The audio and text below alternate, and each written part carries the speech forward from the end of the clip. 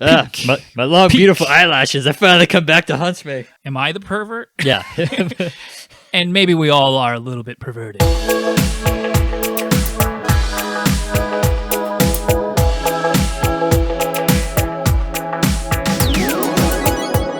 Wake up, every android. Today is Thursday, April 8th. The year is 11,495 AD, and I am one of your hosts, K13, joined by my co-host, M9.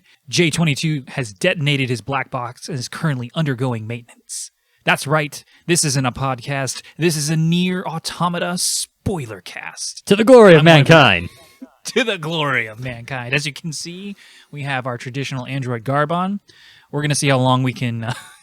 keep going with our faces completely covered because I cannot see the dock at all. But yeah, we're going to skip all the hullabaloo and jump straight in. So recently I played back in, I think it was late January, early February, I played and beat Nier Automata up through the first 3 endings. And here, let me rewind real quick and do a spoiler warning as if that is, necessary, but you know how it is. Yeah. Okay. What did I say?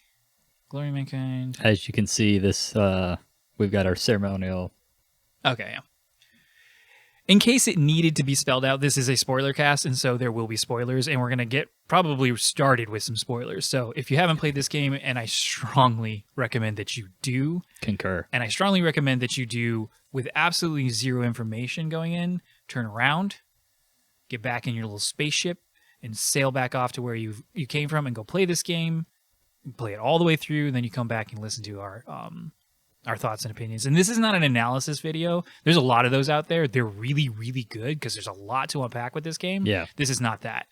This is just going to be me and Sean talking about just how we feel about the game and, a little bit of story points here and there, and then why we love it so much, because we do. All right. So back in February, or late January, early February, I played and beat Nier Automata up through the first 3 endings, and then I watched and or read through the rest of them. Sean has played it much, much sooner. So, Sean, why don't you go ahead and tell me, how did you come across this masterpiece? Would you call it a masterpiece? I would definitely call it a masterpiece. Probably a little bit of an overlooked one in some ways, but it doesn't get as much credit as it deserves, and a large part of that is because of one of the things it does best, which is that series of endings that we're going to get into later. I got playing this when my cutter was in Seattle. We were getting some work done on my ship, and a friend of mine, we kind of took one of the weekends that we were in Seattle off the boat and got a hotel room, and they had brought their PlayStation 4 underway, and so I started playing. I watched her play a little bit of this and was intrigued. I actually ended up started playing God of War, and so wouldn't get into playing Nier Automata until I had basically after the patrol that followed this period in Seattle. So several months later, I went and beat God of War and then got into Nier Automata. And then I took a break from it, and we'll kind of talk about what led to that later in the podcast, and then came back to it and kind of powered through the first ending, and then that left me to not so much, power through, and yes, in the sense that I got through it quickly, but not like forcing myself to get through it just because I was so at that point drawn up into what this game was and what it was doing, and all the little hints and tantalizing bits about its world and what it kind of means to be human that it gave along the way. Cool. How much about this game did you know before you saw anything about it? I knew played it. So I knew nothing about this game except for maybe hearing that it had released until my friend mentioned it, and all she told me, and she was great about this, was basically you need to beat it multiple times. So I knew there were multiple endings, but beyond that, I was left to my own devices going into the game and learning about the game. Cool. Okay. Because my ear always being to the ground with video game stuff, I didn't know a lot about it. I certainly had never heard of the Nier series. I'd never played or really heard of Yoko Taro, who is the creative mind behind this game. He has previously he had done the Drakengard. I don't know how to say it. But it was a series. Drakengard is what I've heard. Yeah, Drakengard. So it was a series of action JRPGs very similar to this game, but set in a more medieval kind of setting. I know there were at least 3. I think there might even be 5 of them. All back on like the PS2, PS3. A lot of similarities, funnily enough. I've gone back and looked and read about, and in those analysis videos I mentioned, there's a lot of through lines. And Yes. funnily enough, they also have multiple endings. And the first game, I think, or maybe the third one of them, has a fifth ending, an ending E, and that is the canon ending as far as what eventually leads into Nier Replicant, Right. and then eventually Nier Automata. So it's kind of cool. But I don't know a lot about that, so I won't get into it. But yeah, I knew that this game had received a lot of praise. I knew what kind of game it was. I knew that it was, like a fast-paced action RPG, Android stuff. I knew that it had touched on a lot of really cool themes that don't normally get touched on in video games in general, let alone as well received as this had seemed to be. And then I did know about the endings. I knew that there were multiple ones. I knew that some people felt that it was a fake out or like a cop out, but most people like understood what they were trying to do. Yeah. And then of course you had praised it to the moon and back. Haha, the moon. Ha. And Where the humans are. Where the humans are. They are still there. They're doing just fine. Just fine. And you had named it one of your games of the gen. That was the Yeah, little episode we did? it made my top 5 games of the generation. Yeah, for sure. And definitely, I don't know if I'd call it a perfect game. It's definitely absolutely a great game. Yes. I'd have to play it through again, maybe a little more slowly, and see if I could call it a perfect game, because I did have certain frustrations, which we'll talk about soon. But Yep. it is very, very It is. good. It is a Well game crafted. where it is a game with flaws, but it's a game where there are certain things that this game that are just so stunning and done so well, and just kind of leave you dazed that it makes up for the flaws that do exist in this game. Right. And it's a high level polish that you sometimes just don't see with Japanese media. Like there's some really great Japanese, Japanese developed, Japanese published, solely Japanese games. Like some of the higher end stuff at Square, the Dark Souls series. So anything from Software is always very good. But sometimes I feel like they phone it in. Like they just have different priorities, or maybe even different skill sets that you just, as someone over the West, and as things like Sony, a lot of Sony's first parties like Naughty Dog and Santa Monica Studios and all that with God of War and Uncharted, etc. I do gravitate towards that a little bit as far as style is concerned, but I feel like this game delivers on that, and I feel like it's missing in a lot I of feel that like media. it's very often to find a JRPG that the mechanics may be solidly done, and the gameplay may be solidly done, but a lot of them are kind of paint by the numbers, especially Right, their stories exactly. can get a little generic. And this one certainly breaks from the mold in that regard. Both I think mechanics, which maybe aren't quite as groundbreaking, but are, I think, have their aspects that move it into elevate it a bit, and then certainly in the way that it does its narrative. Right. Okay, so we're going to talk about story a lot, but let's go ahead and talk about some mechanics. This is a video game. You do play it, and it's what you're going to be doing. You're going to be enjoying the story, but you got to play the game. So, Sean, tell me how you feel about its third-person action gameplay and how it was implemented specifically for Automata. So I by and large I liked it. I will say I was thinking about this today. Because you level up. So like levels are gained in this game. New weapons are unlocked. Obviously, there's the whole mechanic on you unlock essentially RAM space that you can then put chips that allow you to kind of customize certain attributes about your characters. And then your pod has some modifications. I went through the entire game. I occasionally used, I swapped out the machine gun for the rockets on a few occasions, and then like would almost immediately swap back as the fight developed. But I never felt like leveling up mattered. Like I feel like you could have played through this game and the whole leveling up mechanic could have not existed, because I never felt like I certainly never felt like I needed to go grind in order to keep pace, and I never felt like I was overpowered or underpowered. I felt like no matter what my level was, enemies just kind of matched me anyways. So from that mechanic, that might be the thing of all of it that was kind of whatever. I did enjoy. I mean, the actual third person combat is not, especially when you're playing as 2B or A2. where you're much more focused on your melee weapons. It's not all that complex. No, it's not. It's very basic. You're going to find the combos that work for you and where the other button combinations work out. The vast majority of people that I know basically work with the one-handed katana and the big two-handed katana, and that's the weapons they play with for the entire game. I swapped over to the spear at sometimes because I found against certain if I needed to like focus or move more linearly, the spear was better at like targeting single creatures than where my bigger the big two-handed katana was better at clearing mobs. I will say though that the bullet hell aspect of this game, whether as yes. while playing as your android or even or obviously the hacking as 9S, but I mean even when you're android because you have your pod and you're shooting and you can and therefore you can stop the purplish pinkish orbs and whether they're light or dark that come at you. Especially in the moments where you are in normal control of your android, did add kind of an additional aspect because you're able to kind of kick in that gun and have that constant little bit of damage occasionally with your the charge laser or whatever your pod power up was.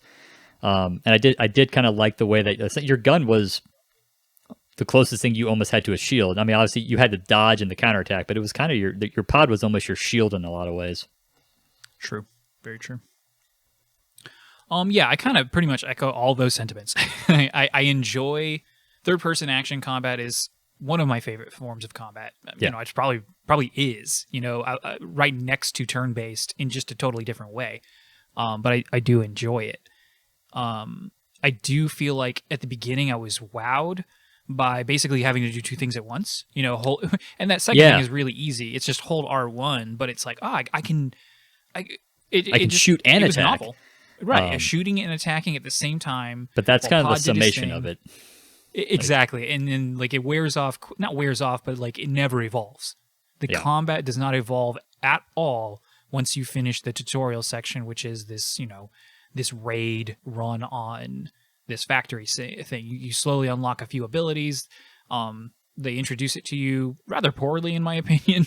I didn't realize that like how dodging worked and how like that kind of quick. Yeah, I honestly feel that because that opening tutorial section is quite long, and if you die in it, you have to do it from the beginning all over again. That's and right. I almost feel like W. What's that? You get ending W. You do get ending W, yes. And so I feel like they almost took the approach of the way we're going to teach you how to play this game is you're going to keep dying until you learn how to be decent at this game and are able to pass the tutorial. Which I suppose to its credit, I don't think I died ever again after the tutorial. I died once. Outside of getting certain endings. Right. I died once. Was dumb though. There's like these giant machines, Goliath-sized things, and it just picked me up and it crushed me for my entire health. Like I was at full health and it killed me in one hit. And I was like, I guess I'm just not allowed to get grabbed by that, which is really easy to to avoid. But I thought it was dumb that I couldn't get out of it or that it did so much damage when nothing else was doing that much damage. Yeah, that's... And then I had some struggles with a boss as A2. That first giant centipede one she fights. Because I just, man, that was such a pain. I kept trying to use that mechanic they introduced. Like where she goes berserk, but it was pretty useless. I don't think I ever used her berserker mode. It's terrible. It was not thought out at all. It's purely thematic, not mechanical. But yeah, so like I said, I think the biggest thing I could say against it, aside from when you eventually get hacking as 9S, the combat doesn't evolve at all. And then the enemies you fight, they don't engage with you in a meaningful way for the most part, aside from the bullet hell aspect where they shoot the orbs and you kind of have to shoot and dodge those. Yeah. And then you find your openings to attack, but not all the enemies do that. And sometimes that's in the ship, and you expect ship enemies to kind of shoot and stuff. So I guess I'm selling it a little short. There is variety, but in the sense that like there's hacking. So eventually you get through your second playthrough, and I'm jumping ahead a little here, but you play as another character named 9S who's with you the whole time in your first playthrough, and then he can hack into machines, and it instantly transports you into their little mainframe, virtual space, and it's a little mini game, and you're like a little this Geometry triangle. Wars type game. Exactly, and you can shoot You have to shoot this little orb, but they can shoot orbs at you, and you got to dodge them. You get hit like, was it twice, 3 times? You can take 3 None? hits. 3 hits. So 3 hits of any kind, and you get thrown out. You'll take a small amount of damage, and you can just try it again.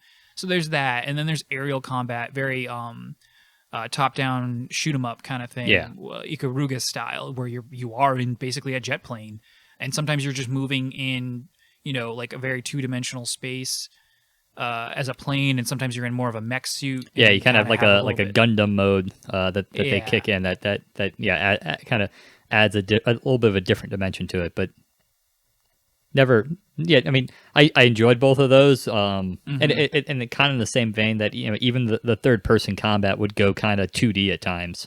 Thinking of the Adam and Eve boss fight, or even really the final fight as A2 versus 9S was essentially a 2D plane fight. Right. Yeah, but all those other methods were, the second they introduced them, they fall very flat in that there's nothing more to it for the rest of the game. And there's a lot of game left, which is a little unfortunate, Yep. And that's probably a good time to talk about it. So I got probably about 2/3 of the way through this game, through ending A. Just beating the game as 2B. And I ended up walking away from the game. I can't remember what. There's probably a good chance that I started getting bored, it dragged out, and then the cutter got underway. Although I don't remember at this point.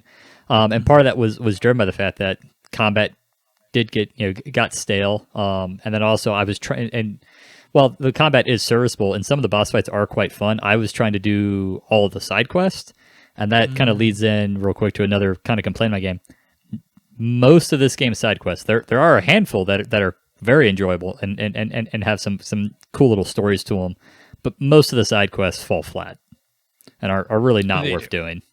They're not, because like you said earlier, leveling up is kind of pointless. Once you get a handful of chips upgraded and installed, you can expand the amount of memory you have. So you can put in, I think it starts with like 80 points essentially, and then you can upgrade it to like 120 points. Yeah. Chips have a very varying point, total that determines how many you can slot in. And then there is a bit of like a spatial awareness situation where you have to make sure that they're placed just so that they actually fit. Right. But beyond that, once you get a decent, once you have a little auto healing, a decent amount of health and defense, and a decent amount of attack, you don't have to switch it up. And I to be fair, I played on normal. I didn't play on any higher difficulty, so like maybe the game gets a little bit better or more demanding at those difficulties. I can't see how, but maybe it does. It's just there's no point then to go do quests if the stories aren't really good, and some of them are and some of them aren't, but there's just no way to know. Right. I do like the way that quests are introduced. They always feel very organic. You're just running around, and then you meet a group of people, and some of them have they have a problem, and it sends you to either a new location, or maybe it'll send you to a place you've already been. So there's some backtracking occasionally.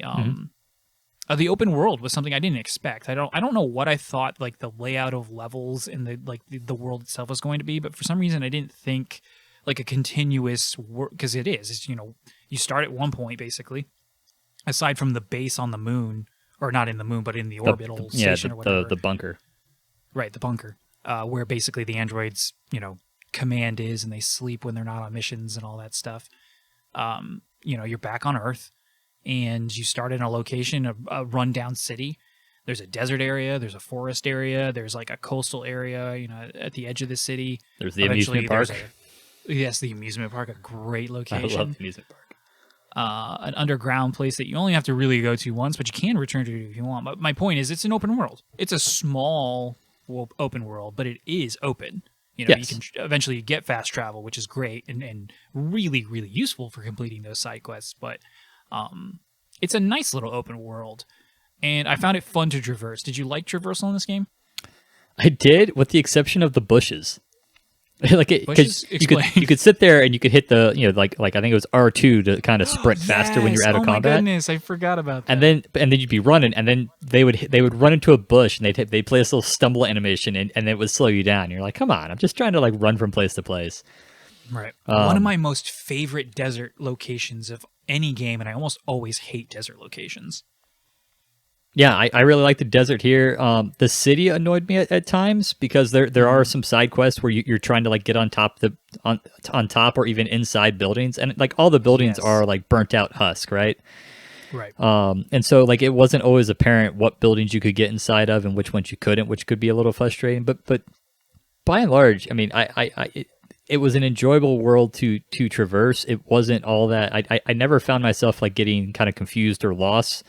And also, it was simple enough to traverse that I was able to kind of enjoy the scenery, and also the music to this game. It's because each area kind of has its little theme, and all the I thought the music to the game was very well done, and really kind of just helped immerse me in these different parts of the world I was exploring. Yes, the music is very good. You definitely like it more than I do. There's a bit too much, like wild vocalization, I guess is the best way I can describe it. There With is that, yes. the chanting. There's too much chanting. The Witcher Yes. has that.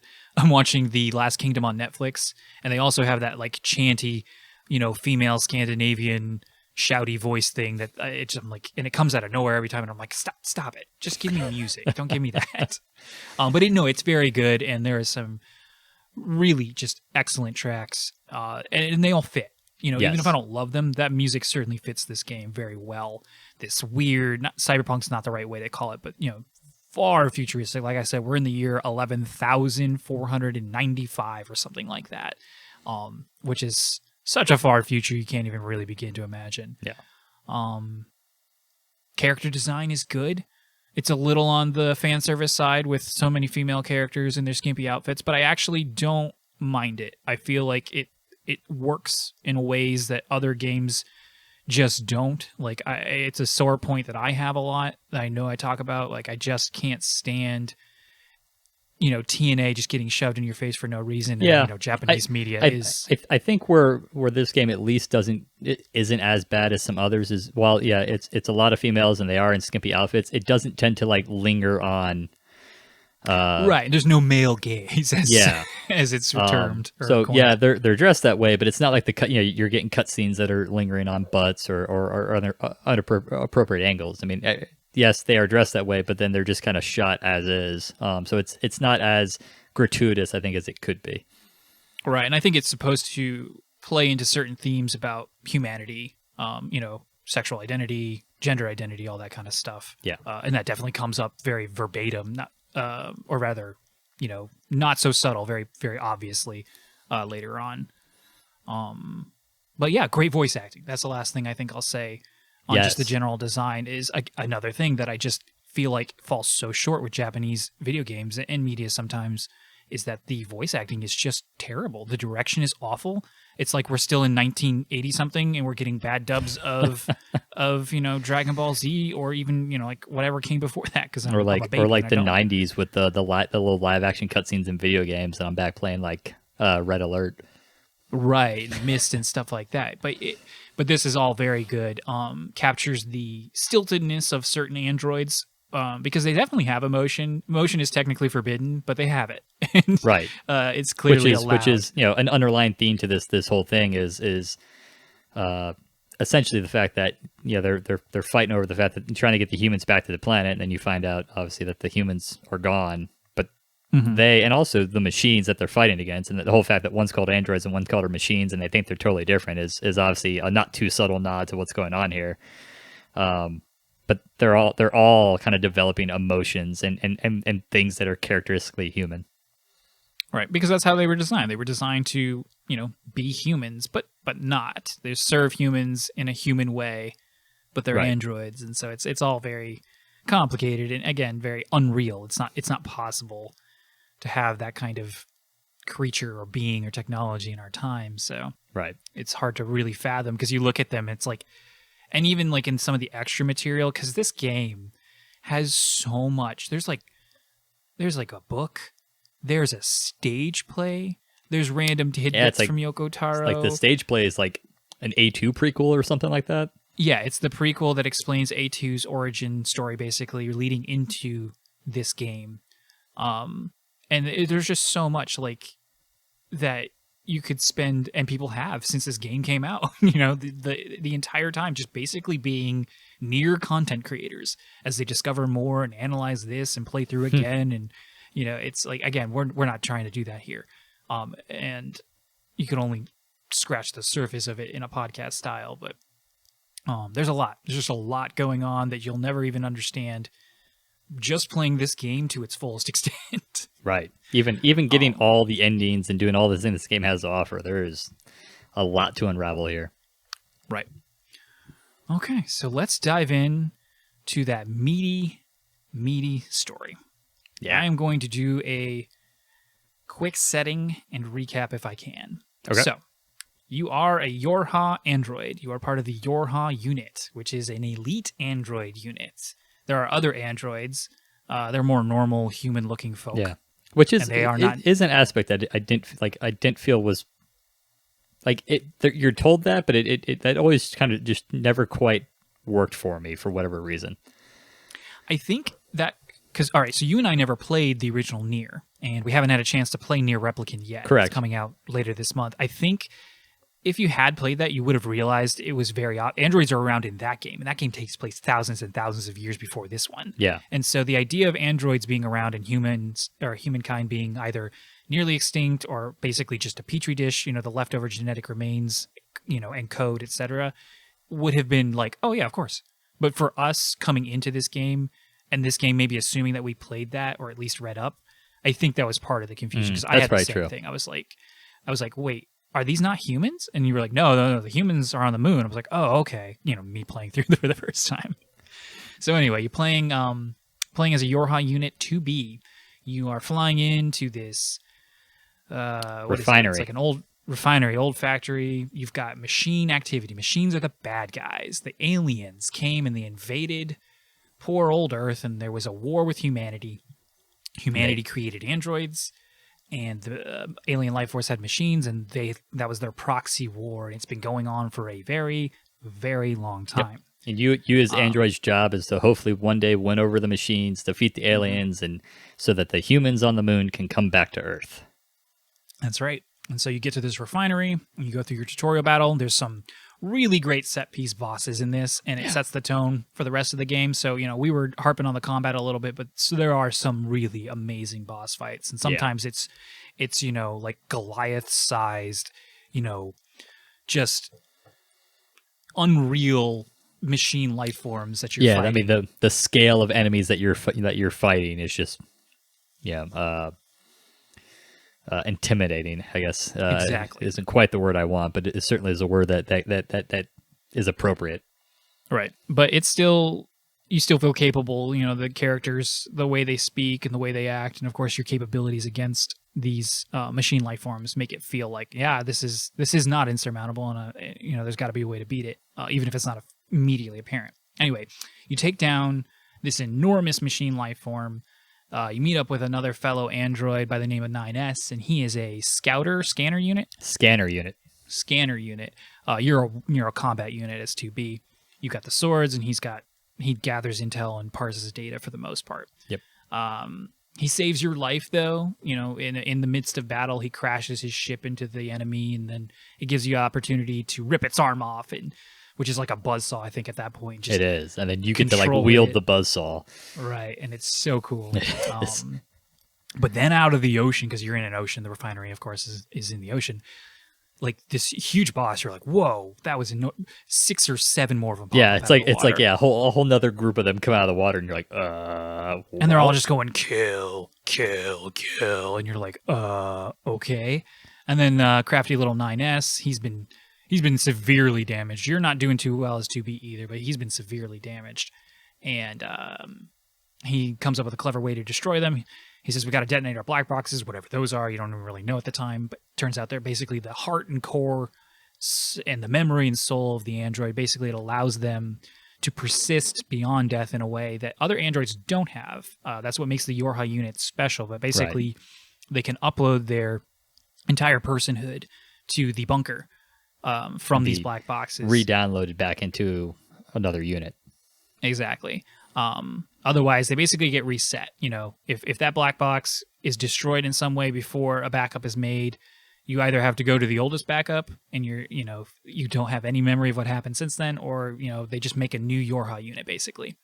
Anyway, 9S comes up with a clever little idea to detonate them, which I guess causes a nuclear reaction of sorts and destroys. That is certainly what it looks like. Because it's a big explosion. He uploads to B's data, but not his own, and he had only backed up before he met her, essentially. So you are then immediately transported to the bunker, and you wake up. Which let's note is the first death of 9S that you deal with. Yes, the very first death. But it's almost kind of very like nonchalant. Like it is. It's sacrificial, the tone, but then like immediately you recover, and it's like, oh, okay, well, it's still the beginning of the game. He's right there. It's the beginning. Yeah, I mean, it doesn't carry weight until we encounter additional 9F deaths. That's right. So then you begin to play the rest of the game, which for the most part is just you taking these various missions to help the resistance force, which is the other androids down on Earth. You fight machines. The machines are these hokey looking tin can, wind up spring toy looking things for the most part. They are. They're adorable as a result. They are. And they talk sometimes though. They say phrases that sound as if they have emotions, and the androids consistently tell you, no, that's just machines trying to replicate what they've heard from old data. They're just mimicking basically. Right. There's no real life there. Right. But the things you're hearing, or even from the beginning, you're like, that's clearly not what's going on, as we'll find later. Well, yeah, and you fairly early encounter ones that A, are not hostile, and B, will like beg you to spare them as you're like destroying them, and you're like, just in combat, yeah, like not even the ones that we find at a village later. But yeah, you're going through this world and you're fighting stuff. You go into a desert eventually, and you come across this little, I don't remember why they send you there, but you do. And there's machines there, and you're killing a bunch of them. And then you eventually go into like this little like machine village of, not even village. It's there's debris everywhere. You're just in like a ravine, really. Right. But there's like cobbled together almost like a place, like a domicile of sorts, large one. Yeah. But like you said, it is mostly a natural formation. But then you get into this very wide area, and there's all these machines just doing some weird stuff. What are they saying? What are they chanting? This has to stop or something like that? I don't remember. Anyway, you've got a bunch of machines. Some of them are just kind of like, rolling around on the ground. They're not hostile at this point, though. Every machine you've met up to this point has tried to attack you on sight, practically. Yeah, I mean, there's been a few out in the fields of the city, but that are just like wandering around aimlessly. But yeah, for the most part, they've been hostile. Right. And so there's some just kind of rolling around or standing there. There's some that have what appear to be a baby scrib, and they're rocking it. And then there are some that are simulating sex. Like yes, they're literally there are a lot that are simulating sex. Yes, and you're like, what is going on? The characters don't seem as like weirded out as I feel like, they definitely want the player to. Right, exactly. But they are confused. And then either if you wait long enough, it happens, but I imagine if you like attack them, it probably triggers it right away. But eventually they all like, something triggers in all of them at once, and they start chanting, this has to stop, in their little creepy, weird machine voice. And they all gather at the top into this weird ball, and there's this energy and light, and it starts like shining and accruing and getting brighter and brighter and brighter. And then it like kind of cracks open, and then goo starts coming out. Why do these machines have goo? You never really find out. But out of the goo drops what appears to be a naked man with long white hair. And he looks like you. He looks like one of the androids. Final fan. No. Sephiroth. He pulls out his katana. And kills Cloud. Spoilers for Final Fantasy VII. So yeah, this guy just comes out of this goo. He's moaning. He might be talking at this point, but then slowly his speech gets better and better as the boss fight starts, and you're kind of killing him. Like, yeah, you start attacking him, and it's interesting because like he's level 1. When you can always see your enemy's level, and as that boss fight progresses, and he begins like you start attacking him with his sword, and then he learns how to like attack with a sword, and you start like you dodge his attack, and now not only is he learning things, but as he's learning things, he's leveling up. So like he's very quickly matching whatever level you are at that time, and you're like, oh crap. And then but you do eventually kill him. and you do a cool little like Double stab through him. team stab where they both drive their swords through his chest and back respectively. But then he doesn't die, and out of his own body comes another like human looking thing, pretty much his identical twin. Yep. And he picks like the one that wasn't stabbed, one of them picks up the other one basically. Yeah. And they just kind of run off. And you're like, well, that was weird. We should probably go report that. And then eventually more stuff happens. There's another machine attack on the city. There's a big battle with those Goliath-sized, refinery machines. And then there's this explosion and a warning, and it says, oh, no, you found the alien life. Because up to this point, you haven't seen these aliens, these mysterious Yeah, the aliens haven't been seen in like hundreds, if not thousands of years at this point. But the scanners got them, and they've picked up the alien life forms after this explosion happened, created this enormous crater in the middle of the city. And you go down, and you go through this quick little sewer system, and you find basically, I guess it's an underground spaceship with the aliens in them. That's what I took it is. Basically, it was the alien spaceship. And then you find that they're all dead. You find the aliens, and they look weird. They do not have a humanoid. No. In fact, I've seen some analysis videos where basically, especially in certain art, the aliens have a very phallic image and a very simple image, indicating that they're like almost plant-like in their structure, and that their entire purpose is to simply like spread their DNA throughout the entire galaxy. Like they're smart enough to be able to travel across space and time, essentially, but then they were also very rudimentary in the way that they acted. But anyway, they're all dead. And then there's the two, they're machines, but they look like androids, essentially. Adam and Eve. Adam and Eve. They're both, male presenting, essentially, but one is called Adam, one is called Eve. They are brothers. They refer to themselves as such. At this point, they're far more eloquent than they were, with their gibbering nonsense. They're almost Shakespearean. Exactly. And they have a flair for the dramatic. They've got no shirts on. They like to show off their sexy bods. One of them has cut their hair, so you can tell the difference between them, which is very thoughtful of them. But they do a quick little monologue. They explain that they found and killed their alien overlords. So I guess the aliens had literally been alive up until that moment. Is that how you understood it? That's how I took it. So at that point, I thought that maybe they were speaking like on behalf of the machine entity, and the machines had basically said that at some point they had overthrown and killed their alien overlords, and not necessarily that Adam and Eve had killed them. Right. So yeah, that's a point that we haven't discussed. The machines all live on basically one neural network. They're all connected. Correct. Which is and at this point in the game, Adam and Eve are connected to that network. Right. It's not the same for the androids. That is a very huge distinction amongst many others, but the biggest one is the way that the androids are individuals, even if they all have a common goal and a very strict hierarchy and are very committed to all of that. The machines, however, don't have individualism yet, and it's all just the hive mind. Anyway, a fight breaks out. Very good fight with Adam and Eve. Very similar thing where they're starting to level up. It's a lot harder. They're a lot more fearsome. One of the harder fights I remember in the game was that fight. Definitely, because it's still pretty early on for you as a character. But it just ends in like a stalemate, and they just bounce. Like you don't kill them or stab them or anything. I don't remember. It's just one of those like, we'll get back with you later.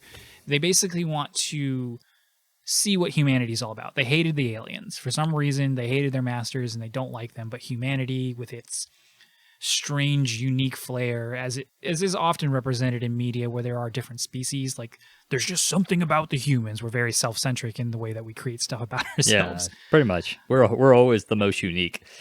Right. And so they want to find out what it is to be human. And I think without humanity on Earth, their closest connection right now are the androids. And so, they spare you, essentially, is how I kind of took that. Yeah, I agree. That at that point, because as we find out, they are containing large amounts of power, that they're essentially able to pull from that machine neural network. And so they could have crushed you. But their curiosity, stayed their hand to try to learn more from you, as you said, to learn more about humanity. Right. And so the game progresses. You take some more quests that eventually lead you to this forest kingdom where. Oh wait, no, I'm sorry. You go to the amusement park at some point, and you meet Pascal. I think the amusement park was before the desert, but Yes, I guess the amusement park itself was. I mean, the interesting. So when you went to the amusement park, did you attack? No, because nobody was attacked. You go to the amusement park and there's Yep. a bunch of goofy clown gesture, And nobody attacks you. And so until you get on like the roller coaster, because there's some flying enemy units that do attack you on the roller coaster, and then you have the boss fight. None of the machines attack you. It's like they're and you go through this, and it's like they're all trying to like be a part of this role. It was we talked about how there's some hints before then of the machines not being quite what the androids make them out to be, but like the amusement park was the first of like, okay, this is weird. There is weirdness going on here, and I need to figure out more. Yeah, and so there's a bunch of peaceful, goofy, theme park loving androids machines, but you do eventually make your way to. I think that was just the quest marker, basically, like, hey, go investigate this thing. There is this incredibly fearsome, creepy, what did they call her? This songstress or something like that? Yeah, she's like an opera singer machine. Right, but she's huge, and you find her in this like auditorium, like a stage play kind of thing, and she comes out and she starts singing, but it's all warbled and disgusting. Like, it doesn't sound nice at all. Right. And that is one of the hardest boss fights that I had early on. And it has a whole aspect there of she's killed. She's killed androids and is like using their bodies to enhance her attacks are basically enhanced when those android bodies pop out, and they're replicating the shockwaves you got to dodge and all that. So there's just android corpses everywhere that just kind of show up, and it's all very scary. It's kind of like this interesting horror mix but you can't. There's no time to really even take it in a way, because it's the action just never stops. You find out later that she loved another machine. When you go through on your second playthrough, you can hack into her, and at the end of that boss fight, you find out basically a little bit about her thoughts. And she loved this other machine who just like you don't even know if that machine had like its own sentience. It could have just been a block of metal, but she had convinced herself that she loved it. And when it rejected her, she was like, I'm not beautiful enough. And so she started doing these crazy things, like what is it, eating other machines? Eating other machines and grafting them onto her, which is why, one reason she had killed a bunch of androids and was like incorporating them into her, because she was trying to make herself more beautiful. She never thought she was, and then eventually became not even so much about her love as much as she just never thought she was beautiful. Right. And it's just that sad idea of, of what we view ourselves and through the lens of others, and wanting to be loved, and that reciprocation, and how it can make us monsters, essentially. Right. And that's a sad enough truth that we face in real life, but to add on to the fact that did she even really understand what she was feeling? Right. Did she understand any of it other than the pain? She understood the pain, and you understand that she understands the pain that she both receives and gives out to others eventually. And I would say no, I don't think she understood it. She didn't have the context. She only had that raw rejection. Right. And, I don't want to jump too far to the 9S playthrough, because I feel like the 9S playthrough really delves into a lot of those of you're beginning to see these, with even its little like storybook cutscenes. You begin to see how the machines are kind of replicating human things without fully understanding them, and what does that say about them, and also what does it say about us as humans? Of do we really even understand the things we're doing? But let's sticking I think with 2B for now. You defeat the opera singer machine, and then you meet Pascal. Yep, you get flagged down by a machine, and they take you to this village hidden in the forest, and they are again a bunch of friendly machines, but this time they're not mindless. They're clear. They're living here together, and they have a leader. And yes, her name is Pascal. His name is Pascal. Sounds like a woman. Uses a woman's voice. His name is Pascal. That's what it is. Okay. Yep. And it's the most eloquent, nicest machine you'll have met so far, pretty much for the entire game as well. But like just totally has a complete mind of its own. Yep. And then you find out that all the machines in this little village have disconnected themselves from the network, and are trying to find their own, you know, their own humanity, so to existence, and speak. Yeah. they've been working with the resistance androids and have a relationship with them, and Mhm. you're learning all this, and the whole time 9S is basically like they're machines. We can't trust them. We should be killing them. Very bigoted. Very bigoted. The music here is fantastic. One of my favorite songs for sure. It's Yeah, very the little childlike. the little child kind of chanting Yeah. lullaby song. Because this is definitely a place of innocence. All the quests here are ones that clearly show how like nubile and like, you know, infantile they are in some ways, and they just don't understand things, and they're like so happy-go-lucky about it though. They're like, oh hey, you want to play? All right, maybe not, maybe later, something goofy like that. And The one who because it's like the child machine who's beginning to learn the world, and he's scared, so he just keeps locking himself away, and you have to like keep hacking harder and harder things to get him out. I love that part because I didn't do that until like maybe one of my second or third visits there. So I had a bunch of them kind of like, because you would have to like come back later to get more of those missions. Yeah. But I had a bunch of them stockpiled essentially. So I you was get to like, do them all at once. yeah, I was like, how many times am I going to have to do this? Get out of there, you stupid kid. But yeah, you go there and you get distracted by a signal. I think that's maybe when the attack on the city occurs, because I did get ahead of myself. Yeah, because that's where you end up getting like a shortcut back to the city, and the attack the city occurs, and then you eventually go back to Pascal and you ask her about other machines who have cut themselves off from the network, and that's where you learn of the Forest Kingdom. So then you head down to the Forest Kingdom. Right. And so this one, similar to the village, they've removed themselves. They're all individuals at this point, but they are far more hostile because they're, like, this is our kingdom, stay out. Yeah, they've taken up like a feudal monarchy type of society. Yes, and there's a king, and and they all look, like medieval, like as much as they can. They have like cloaks and spears, and they're riding like machine horses. Yeah, except they just look like machines on their hands and knees essentially. But again, they are all hostile, and so it's pretty standard fare as you make your way to the castle. And then you fight through the castle. The castle's all 2D, so you're in 90% of the game on foot at least. You're going to be in that 3-dimensional space. But as Sean mentioned earlier, you do have these 2D moments, and the castle is one of them, and it has various levels. And you make your way through all the way to the castle, and then you come across the king. Except the king is just a little baby android. He's like this teeny little thing with a head, basically. Yep. And then as you've come up, you've destroyed his guard, and then out of nowhere, another female android just stabs him, kills him dead. And she's got this long hair, and it's in her face, and you fight her. You have no idea who she is. The commander contacts you through your communications. Turns out this is A2, and she's some rogue Yorha unit, and you're to proceed with caution and destroy her if at all possible. Once the boss fight is over, she just bounces. Yep. And then you don't see A2 again for a long while. Yeah, you don't see A2 for pretty much, the remainder of the 2B, and with the exception of seeing her again when you play through this portion in the 9S, you don't see her until the third playthrough. She's just this, okay, she killed the king, and she's a rogue Yohar unit who's dangerous, and it's like, okay, got it. And there's no mention of her, really? Yeah. Yeah, she's been, and it was weird because I kept expecting her to come back, and she didn't, obviously until the third playthrough, but it was weird to basically be like, here's this character.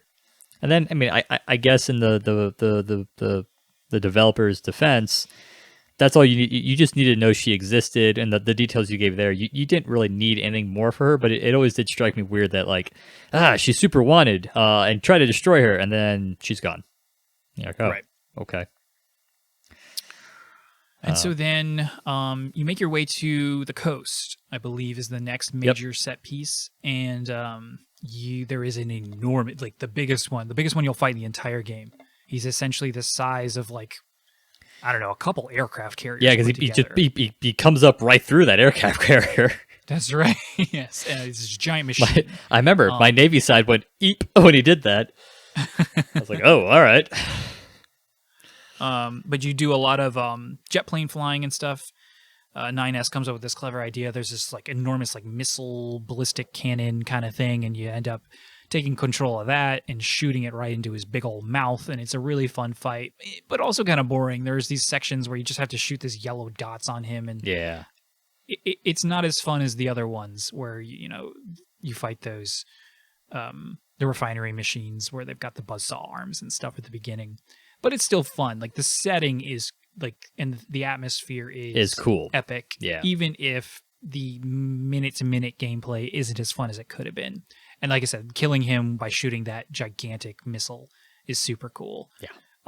Essentially, you find out that he's a machine that the other machines can't control anymore. Like he's on the network, but he's also so like mammoth that he can't. Or maybe he has found his own individual. I'm not really sure. It's never quite explained, but basically, it's like he's one of the several of these type of machines that was essentially one of the big reasons that like the androids and humanity lost, it said, but they all went out to like sea or something, and they've lost control and they've never been seen again. And then this one has like found its way back to the shore, and everyone, machine and android, is terrified of what this thing's going to do if it gets back to shore and basically destroys everything. Right, because aside from being enormous, like super Godzilla, its main threat is that it can send off enormous EMP waves and just completely dismantle everything that could put up a fight against it. So during this battle, 9S takes there's an explosion at the coastline, and you get separated from 9S, and he's like hurt, and then he gets captured. How does that play out again? He basically, you find out that he's been captured by Adam, and you track him to, I think it's called the new city. I forget what that area is called, but like Adam has been essentially is in this kind of weird, trippy white realm, and it's like recreating a human city. Right. On the same. It almost looks virtual. What's that? It almost looks like a virtual city. It's almost like you're on the grid or something. Right. And he, which again is part of his attempt to learn more about humanity and to feel more human. And so with 9S captured, he disconnects himself from the network because he wants to understand mortality. And if he's on the network and he dies, he basically can't be killed. But if he's off the network, he's now killable, and he'll understand what it means to be mortal, and he'll feel mortality. And he thinks that that's the final trick for him to feel like he's fully human. And so you fight him, and is kind of a continuation on the theme of the previous fights. I mean, he's at the peak of his power now, and he's able to counter a lot of your abilities, and it draws out the fight a little bit. But eventually, you kill him, and he is dead. A lot of blood. It's a pretty brutal, because 2B she's messed up by the end of this. Like, he's done a number on her, but she still manages to get him, and kill him. Poor 9S is he's basically being crucified at this point. He's got his arms and hands pinned against a wall, all Christ-like. But she does save him and sends him back up to the bunker or something like that. Yeah, you go up the bunker and get repaired, and then essentially I think after that is where you find out that Eve is basically just rampaging. Yes, once he finds out that his brother is dead, he can feel that he's disconnected himself and he's no longer alive. He loses his mind. Or wait, does that happen yet? I think so. No, they have to go to that. They have to go to the that other refinery. They go back to the refinery. 9S is being repaired. The whole we are become. Yeah, when 9S is getting repaired, you get sent off to investigate the robots at the refinery, and that's the whole we are become gods. Yes, so you go with Pascal. I think it's actually a Pascal-related mission because they want to maybe kind of let's just check these people out. Yeah, Pascal's hopeful that maybe this is a group we can we in our forest village can open up peaceful relationships with. And it turns out that these robots have discovered religion and have basically all become religious fanatics. Yep, and they're chanting, and so you go in and nobody's hostile, but it's definitely a tense environment. Everybody's chanting about becoming as gods, or they have a priest essentially, and then they go in. You eventually make your way to that priest, and everything's coming to a head, a crescendo, and then his head just falls off his body. Yeah, he's dead. And they're in a normal game, they might blame you and just attack you, but they see this as sort of an ascension, and Yes. that death is the final way to ascend, as is true in many religions. There, the afterlife is the goal, and so they all go red eye, which always means bad news bears Yep. for you. And they decide either they're going to die by throwing themselves against you, or throughout the rest of that segment, you find a bunch like throwing themselves into the liquid metal of the refinery. They have decided, oh, if death is the final ascension, then I want to die. They become as gods, and so they all become as gods by killing other people and killing themselves. And it's a very, again, much like the opera singer, it's incredibly unsettling, but you don't even have time to like dwell on it because it's all action and you're doing the escape thing. It's at this point that 9S has hacked himself into a machine and makes himself known over the communications, and he's helping you again get out of there. There's a boss fight. It's not super memorable. Nope. But you do make it out with Pascal, and the 9S eventually joins back up with you. Yep. And it's at this point, if we didn't know about it yet, you definitely know about it now, but Eve is going insane. He's the remaining machine brother. He has, the other, like, so when Adam disconnected, he didn't just like give it up. He like disconnected half of the network. It wasn't like all of it goes to Eve now. Like, he sent half of the machine network into chaos. Right. And then Eve is going chaotic himself, but he is in control. And so the machines are at their strongest right now, the ones that you're encountering. But he's back at the center of the city where, it's all, you keep coming back to the same location. And you have that final boss fight with him. And it's a tough one. It is. I might have died here the You're first going through time. those periods where you're getting damaged. So eventually, you lose your ability to melee strike, and then your pod gets damaged, and you barely end up surviving. And what 9S was it? 9S has to basically hacks him, but then 9S gets infected. So then you have to kill a logic virus, they call it. This is a thing that keeps coming up. It's not clear what it is, but simply know that it can affect androids and machines alike, and it kind of just makes them murderous, robots. So, so you were saying, go ahead. Yeah, so you fight through all the phases of this fight, and you eventually weaken Eve enough that Nines is able to hack him a few times. Which in this playthrough, you're not doing the hacking. You're kind of going through the fallout of it, of still fighting him and trying to weaken him as 2B, and you're able to 9S weakens him enough that you as 2B are able to kill him.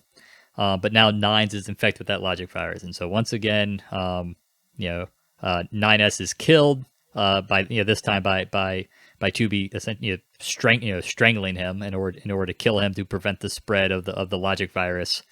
Right.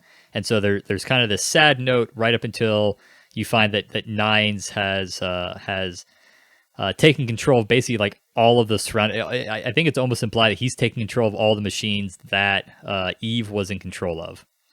I don't think it's quite. He's tapped into their network somehow, and he's able to at least put his consciousness inside a machine, like kind of a bigger one. So he's then able to remove himself from the logic virus. Is kind of almost a very physical thing because it's affected the android body, right? And so, but he couldn't upload his memories to the bunker. It's a little hand wavy for sure, but it ends on this little upbeat note of like, oh, like I thought it was all sad because 9S died, but it turns out 9S is going to be okay and things are all right. And then that is ending A. Ending A. Something for androids. I don't remember what it's called. I'm going to take my mask off because it's really irritating my eyes. If you're going to take it off, I'm going to take mine off. But this was fun. Yeah, it's been great. Oh my gosh, it's so bright. I can't see. All right, no more mask. Let it be shown that we committed to the bit for one ending. Probably about half the pod. Yep, about half the pod. Okay. So, as she's choking him out, it's a very awkward scene. It is because it's almost sexual because she's straddling him while she's doing straddles him, and she's got her clothes have been ripped at this point because of the battle. Yeah, he's making like choked out noises, and she's making those really kind of high pitched, typical anime girl noises, and it is like you can't decide like is it supposed to be? Am I the pervert? Yeah, and maybe we all are a little bit perverted, but I do think it was probably intentional considering this game. Yeah. But she does, and she's crying because that's the other thing. She's very sad, and so of course you immediately go away from the sexual to the emotional. And she says something along the lines, "Why does it always end? Why does it always end this way?" Why does it always end this way? Okay. And so it's like, what does that mean?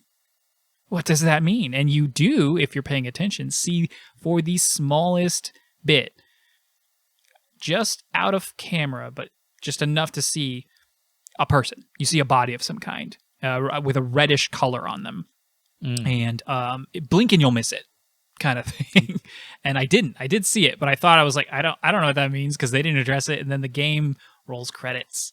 And it's, like Sean said, it is a pretty upbeat thing. It's cute because he's this big big machine, and 9S inside the machine, and he like holds 2B in his big old machine hand. Yeah. And it's very like King Kong holding up the lady kind of thing.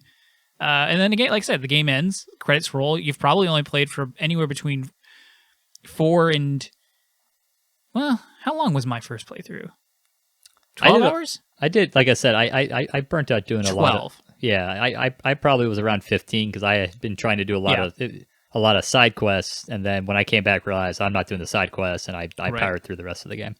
Yeah, I did very minimal. I would say anywhere between 10 and 12 hours was my first run through the game to roll credits on ending A.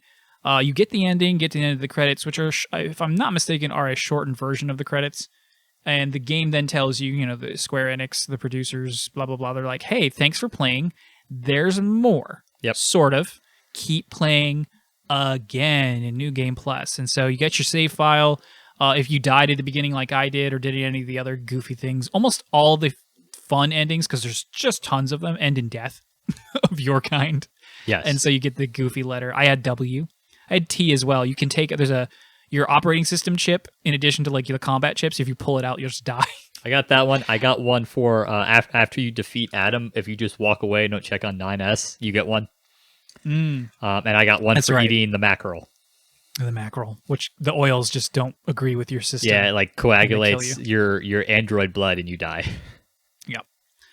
So yeah, I think I had a couple others too, but yep, you can restart the game, and immediately it starts off with you playing as 9S instead. Well, it initially has you playing that little android who's trying to like save his quote unquote brother, and you're like machine, the machine, and you have to go get like the oil because you think if you put oil on him, it'll save him, and it's all like brother, and it's all and it's like heart wrenching because like if he trips and he drops the oil and.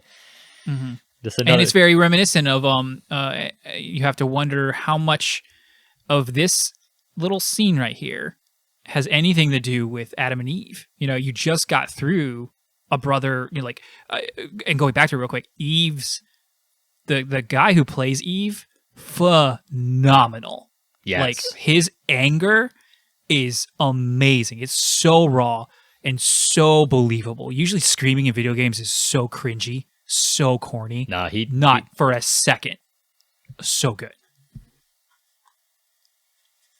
Yeah. Anyway, so yeah, you like Sean said, you get the set. You play as the android, and he's slow and he's dope, and he can only like hop and waddle, and it's really annoying. I was like, stop this! I don't want to do this anymore. And very quickly after you go through this kind of like little scripted event, basically, 9S is watching. Yeah, he's berating. He's like, berating him from a distance. Once again, very what was the term you used? But very belittling of machines and looking down on machines, and reinforcing the fact that he doesn't believe that there is any spark of life or humanity or whatever you want to call it in machines, that they're just replicating things that they've processed. Right, and for the most part that can be true, except we already know that it's not. Right. So yeah, you play as 9S. You just see his perspective here is not a lot different. He's the one that shows up with the ship that, like I said, he rams it into the little Gundam ship. He rams it into that machine. You get to play that part. You're introduced to the hacking. Technically, you did the hacking for like a microsecond back in the opera singer fight. Yeah, if you got hit by her shockwaves, you had to do the hacking, as I recall. That's right. Yes, because she's hacking into you. Yes. And so technically, you're fighting back against it. 9S can weaponize the hacking as a scanner unit. And so basically, he can do a light attack. He has a sword just like 2B, but he does not have a heavy weapon for a heavy attack. Instead, that is his hacking. You hold it down, you hack into the machine, you do the mini game. For the most part, when you're successful, it just blows the machine up because most of them don't have a very large health pool. Eventually, you do get the ability to choose explode it, or like control it. Control it, and there's a third one that I just don't recall. Oh, it turned it against its kind. Yeah, it made it like an ally of yours. Right. And so they fight each other. Almost always the option is just blow it up because it'll kill that machine and it'll do a lot of damage to the surrounding ones. Yeah, it's got a nice area that it damages. So it's pretty easy to knock out big groups of enemies as 9S with that. Right. And so from here, go ahead. Oh, sorry, go ahead. I was going to do what you were going to say, which is from here you basically play through all the story beats of the first playthrough again, but from 9S's perspective. And you get and as a result, whether it's because you're hacking things, as we already talked about with the opera singer, or like every time you enter one of the, whether it's the desert or I think even the amusement park or the coast or the other forest, you get these little almost like puppet paper mache cutscenes that are talking about the machines.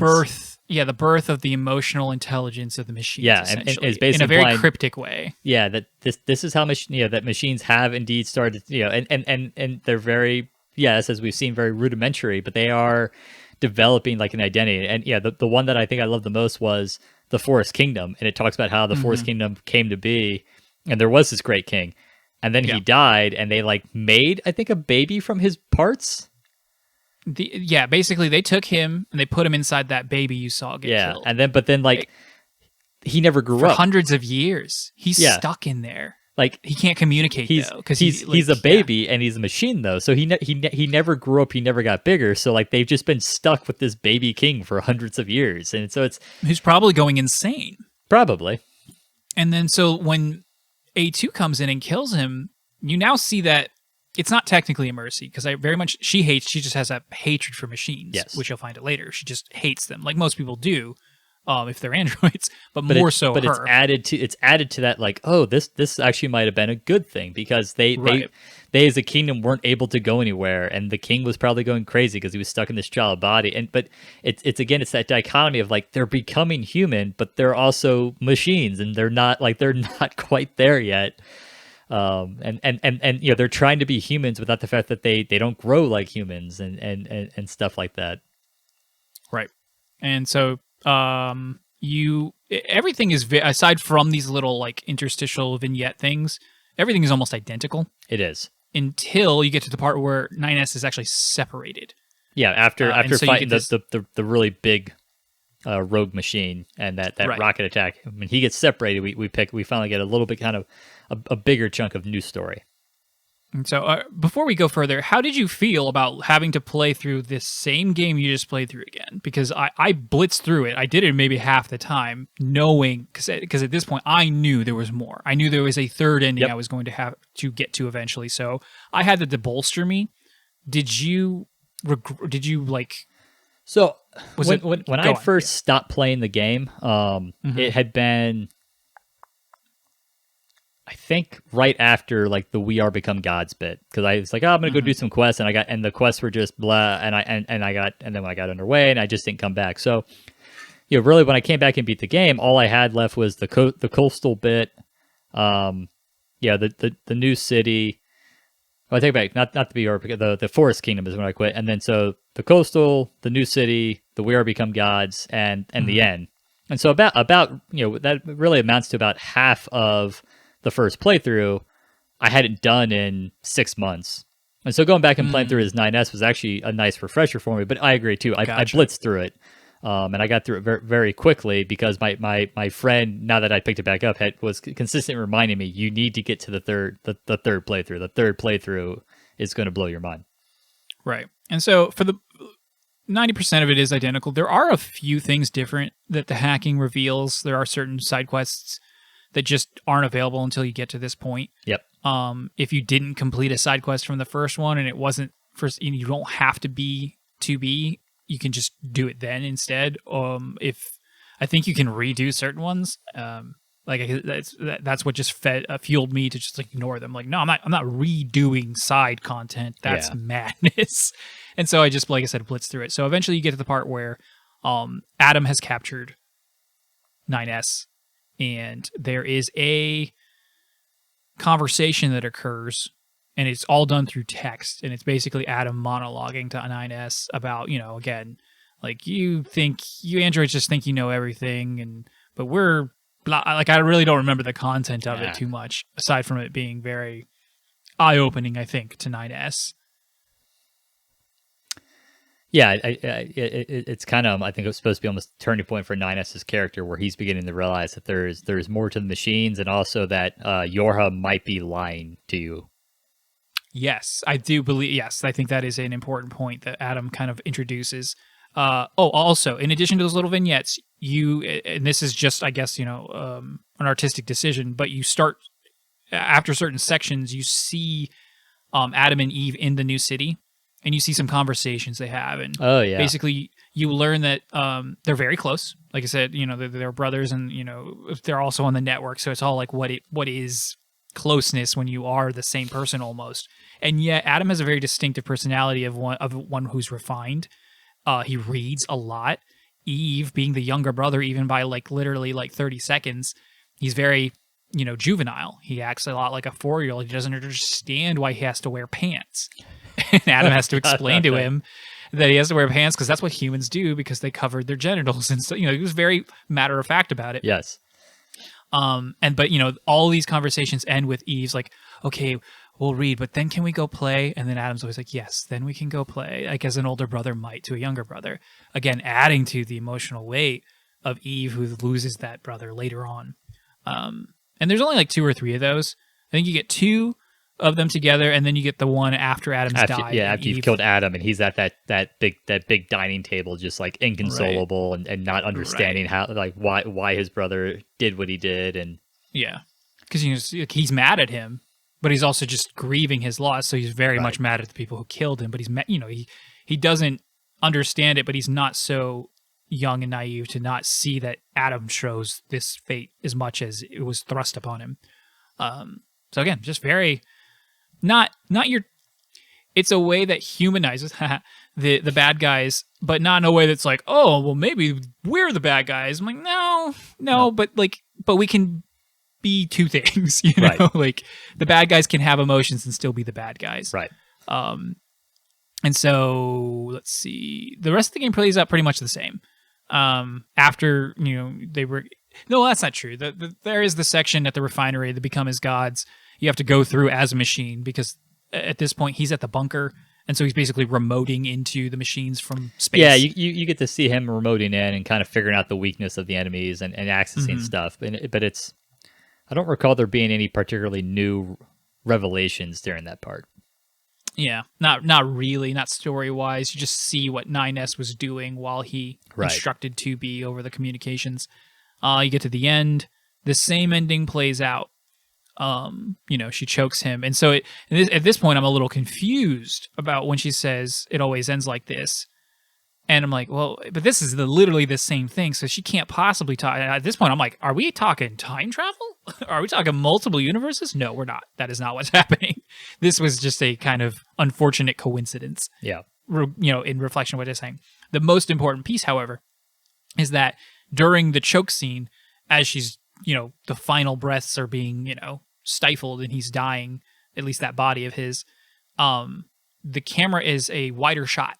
And you definitely see what I thought I saw, except now there's 2 of them. They're little girls of maybe 8 to 9. Yep. And they have this long, straight brown hair, and they're wearing all red, and they look like ghosts. They're like they're not literally there. They don't look like physical bodies. Yep. And you have no idea what that is either. Right. Very reminiscent of the AI there from the Resident Evil stuff. That shows up, it certainly shows up in the movie, but some of the games very kind of not like wholesome little girl, very very creepy. What is this little girl? Very Shining. Come play with us. Yes, kind of yes. Do they say something? No, that's not okay. So not at this point. Right, They're credits just roll there, again. and you've never heard, you haven't seen them. You have no inkling what these figures are. Right. If you saw them before, you're still even more confused now. Yeah. And then that's the end of ending B. Ending B. And so the credits roll, but at the end of the credits, and even though I knew it was coming, it still surprised me because of the delivery and the presentation. You essentially get what is a trailer. You get a trailer, completely a sequel. It is essentially a trailer for a sequel, except the sequel is this game. It's in the sequel game. is the next playthrough. And it's this, like, you get like this kind of like 2-3 minute montage of what's about to happen. You don't know what's going on. You see Yorha units in this. A good trailer where it doesn't show you all the best points of the movie. Exactly, but it is a good trailer. Like you could have like if they had decided to make a sequel, I would have believed it and I would have been or stoked. if this had been, like if they'd released DLC down the road and this had been the advertisement for the DLC, I would be like, yeah, that makes sense. Yeah, like it would have been amazing, and like it plays it's a very cinematic movie kind of trailer. Yeah. And then like it happens, and then like it gives you it even does the whole thing where like now the game is starting. I mean, the game has started. It isn't actually just now starting, but you get the title card.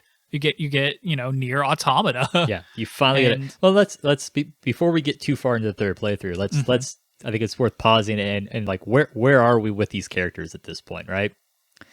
Because things happen very quickly once you get into the third playthrough, in particular with 9S and 2B, and so like you have spent at this point 20 plus hours.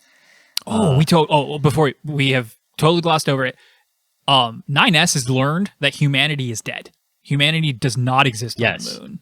The Council of Humanity was created by Yorha, which is the subsection of androids.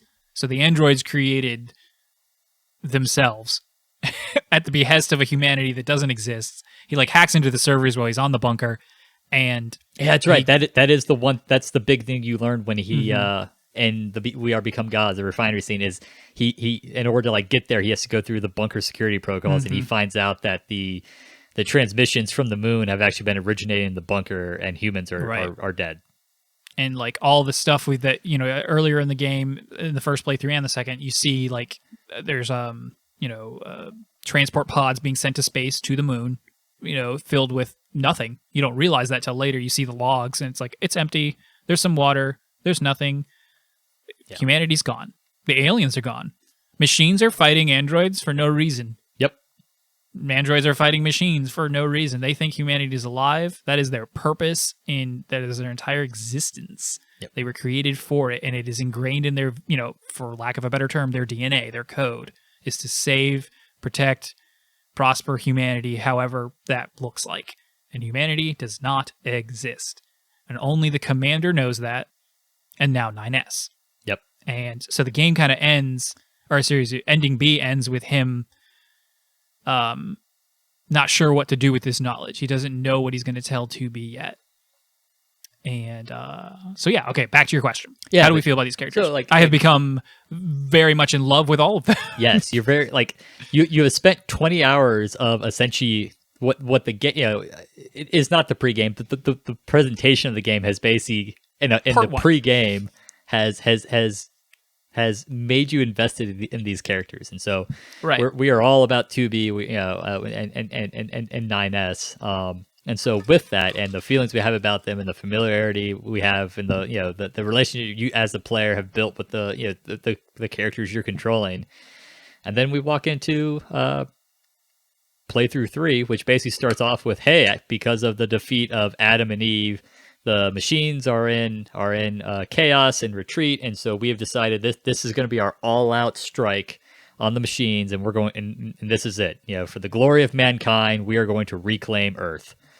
And the combat the combat androids are putting on their battle armor, which is very Nazi stormtrooper-ish. It looks like a cross between actual stormtroopers from Star Wars and some of the Death Troopers and like actual real world Nazis.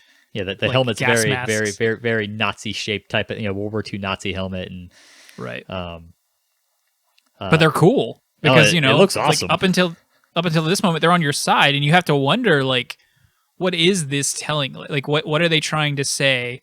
Thematically when they put all these good girls and boys inside Nazi-looking stuff, because at no point really are the Yorha ever really it isn't one of those, we were the bad guys the whole time. It's not. And so I'm curious as to what the purpose of that was, and maybe he just maybe he's a bit of a sympathizer. I don't know. No, Yoko Taro is not a Nazi sympathizer. You did not hear that come out of my lips.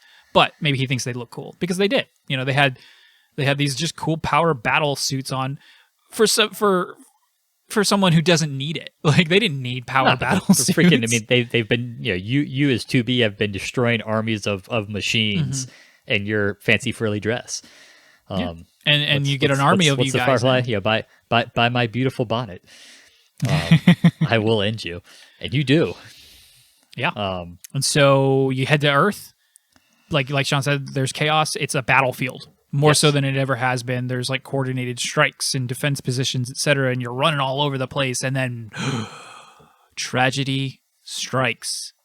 Somehow, some way, the logic virus begins to infect certain Yorha units. Well, yeah, and so they turn on you. You have a group of Yorha that are together, including 2B, and like a bunch of androids run out and they do like an EMP shock. And it like 9S comes and gets 2B back up, and you think, things are okay, and then the other ones start waking up, and they've been corrupted by the logic virus. They've got the red eyes, and so you start having to run and fight from them. Except you can't, because your protocol, your code dictates you are not allowed to harm Yorha units, but because they've been overridden, it's this really hectic, tense moment where like you're just running and dodging and trying to not fight for your life, but avoid death. And it takes a bit for 9S to, like, because at this point you're like kind of swapping back and forth between 9S and 2B, and 9S hacks in and overrides 2B's ability to harm these Yorha units, and then she can. A very thorough and let's see what happens. Well, so they make it to the bunker, right? Yes. Yes. So they escape and they make it to the bunker. They fly to space. And then they go to the commander and they're like, "Commander, blah, blah, blah, blah, blah." It's like, what are you talking about? Treason is this and that. And then they're in a room full of, like, they call them operators. They're just a bunch of other Yorha androids. And then they all every start. single one of them. Yeah. Yep. Except the commander, 2B, and 9S. And then it's your job to get her out of there. You're trying to get to an escape pod, essentially. At which point the commander says something, poetic and commandery. Before essentially say, you have to go. Yorha is lost, and then as you like leave the bunker in your thing, her eyes turn red, and you're like, go ahead. No, I say, you flee from the bunker, and then the bunker is destroyed. We haven't talked much about the bunker. You go to the bunker quite often, pretty much as you want. Eventually, once you before you unlock fast travel, the only place you can go with the save points, which operate as your fast travel points, is the bunker. You can go back to the bunker anytime you want. Right. Because you can buy stuff there, you can do a couple other things. But there's characters there that you come to know and appreciate, and it's this fun little like 210, you're your operator. 210. That's 210. Right. 210. And there's two operators. There's the one that talks to 2B during the first playthrough, and then 9S has his own operator, and 210 is 2B's operator is very like kind of bubbly, really energetic and happy-go-lucky, and then 9S is very strict and very strict, very by the numbers. Mm-hmm. And she doesn't appreciate his candor essentially most of the time, and he's always like, yeah. That operator is 210, right? I'm trying to remember. I don't remember because they're not the same. No, it's not. But that because you end up fighting because one of them ends up secretly has a crush on 9S. 9S's operator does have a crush on him. Yeah, and then you end up fighting her later on. Mm-hmm. Later on because she's corrupt too. Yep. And it's at that point you learn. I don't remember how or why, but you learn about her feelings for him and how she became a combat unit to be like 2B, who she could clearly tell 9S had feelings for, however those feelings, actually manifested. And so it's just this sad, not unrequited love per se, because it's never like laid out there, but like, a crush. Just another little tragic story. Yeah. Within this game. Actually, A2 kills her as you're playing as 9S. But anyway, so winding back, bunker's been destroyed. And so humanity's dead. There's nothing on the moon. Yorha, again, and Yorha is only a section of the androids. Not all the androids are experiencing what's occurring right now. Right. But the Yorha are, and so the bunker's destroyed. So there goes everything. all the hope that you even you as a character in the shoes of these other or you as a player in the shoes of these characters, you're like, what are these people gonna do now? like, Yeah. like first of all, they got to survive because we haven't got out of it yet. But like, you're just trying to process this as you fight. And so you get back to Earth and you're running around, and 2B gets hurt. Like, she's become slightly damaged, and as a result has now slowly become infected with this logic virus. Well, so like 9S thought he had purged the logic virus from her, and it turns out it had only delayed the virus, because that'll come up for him personally later. And so she is slowly succumbing to the logic virus. Right. And so you're playing as her as she does that, and her systems slowly, bit by bit, are becoming more and more corrupted, and so you lose control of your character, of her, as you play, and you're trying to fight, and then the virus seizes you, and you can't really do much except limp. And you're basically trying to get away from civilization so that you don't infect anyone. Right.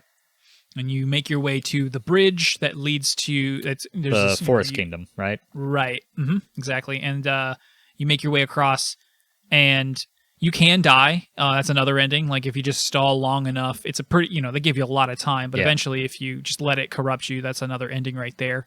And the game ends. You just start over from that save point. But once you make it over across the bridge, you're met with a familiar face. A2. That long-haired, even more skimpily dressed Yorha android unit is just kind of standing there at the other side of the bridge. 2B is on her last leg. She's got her sword in the ground. And she says something along the likes of, like, these are my memories. Like, she holds out the sword to 2A or A2 and says, these are my memories. Please take care of him, referring to 9S, who is now running across the bridge. He's trying to catch up with her. 9S, because 9S got knocked out when you, I think, had crashed from the bunker. 2B had realized she was corrupted, so she had left him and was now, and so he is now woken up and caught up. That's right. You do a little shippy scene, and she uses her like superior status in the hierarchy, and she makes him go away. Right. Like, she sends his ship away, and that's he like you said, he crashes somewhere, and she also crashes, and so he's running across the bridge. He sees them, and then you see A2 stab 2B through the chest and kill her. Yep. She's now dead. 2B's dead. She does not come back. Yep. The character that up to this point you have played the most as is dead. Mm-hmm. She's dead. But right before that, or as she's dying, she looks over, she sees him, and she says, Nines, which is a goofy little nickname that he enjoys. Wanted her to call him, and she always refused. Right. And she refused, and then she calls him Nines in her last moments, and then she gives up the ghost and dies. 9S is, of course, absolutely furious. He also has really good rage voice acting, even though he's a bit more on the whiny side. Like, it works because that's kind of who he is. He's like, now he's in full rage mode. He wants to kill A2, who's just standing on the other side of that bridge, like, oh. She looks like she kind of knows what's going on, but you later find out she has no idea what's going on. No, she was totally fine with do it.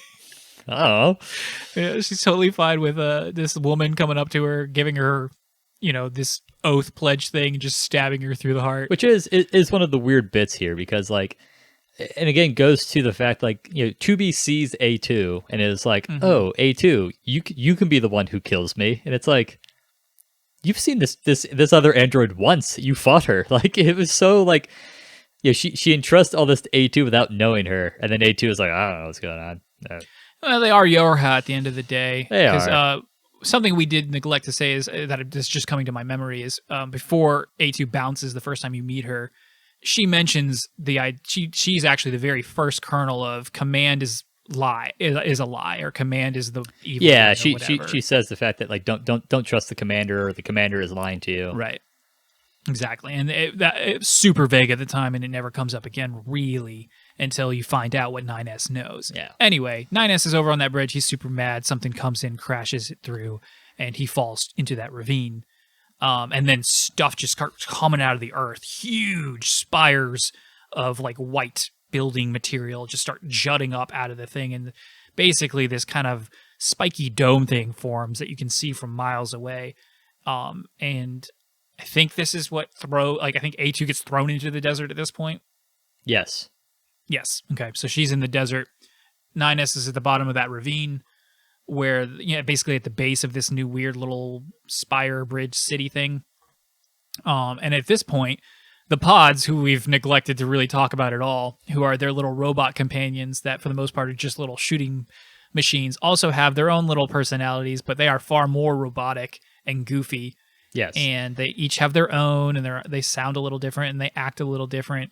But the pods start having their own conversation, basically the two that used to accompany 2B and 9S, and now one of them... I would say 2B's has been reassigned to A2 at this point.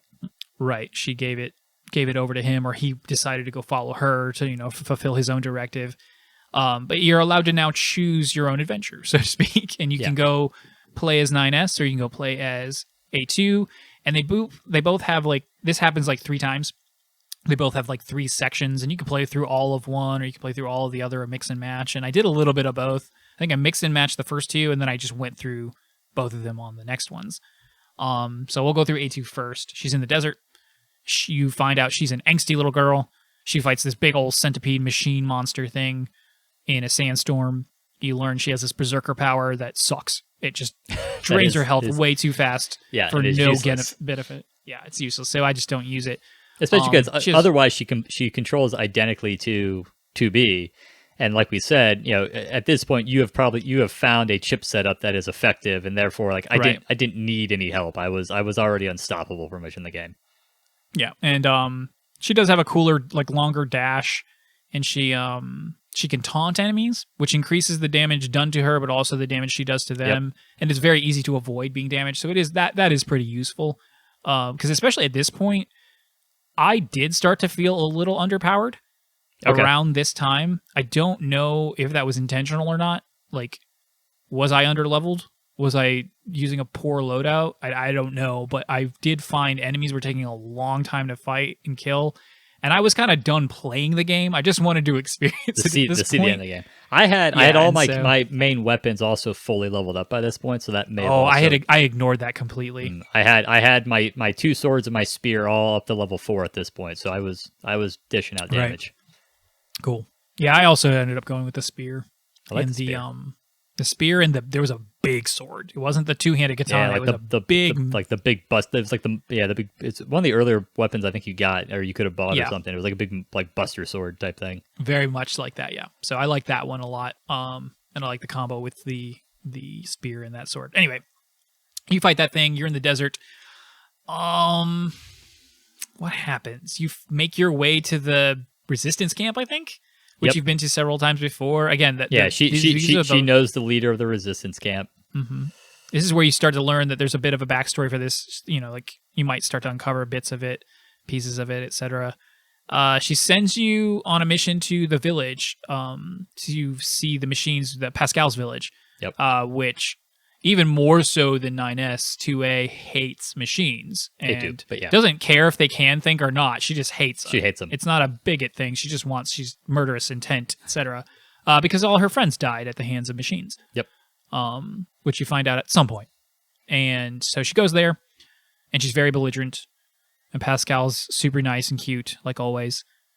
And he wants to help her, but they need to go to do something. What do they have to do?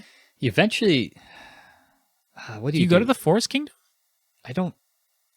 You do a mission. It's not particular. Like you help. It's really just to get you out of there because when you come back, they've been attacked and the village. They haven't been attacked. Their village is on fire. Yeah, but they haven't been attacked. Half of their population just went insane. That's right. Like the logic virus has gotten them too. And so, they're like murdering their own. Yeah, so like when the logic virus takes them, they're becoming like cannibalistic too. They're like eating however that happens. It's creepy for if nothing else. And then again, the survivors have retreated to the refinery.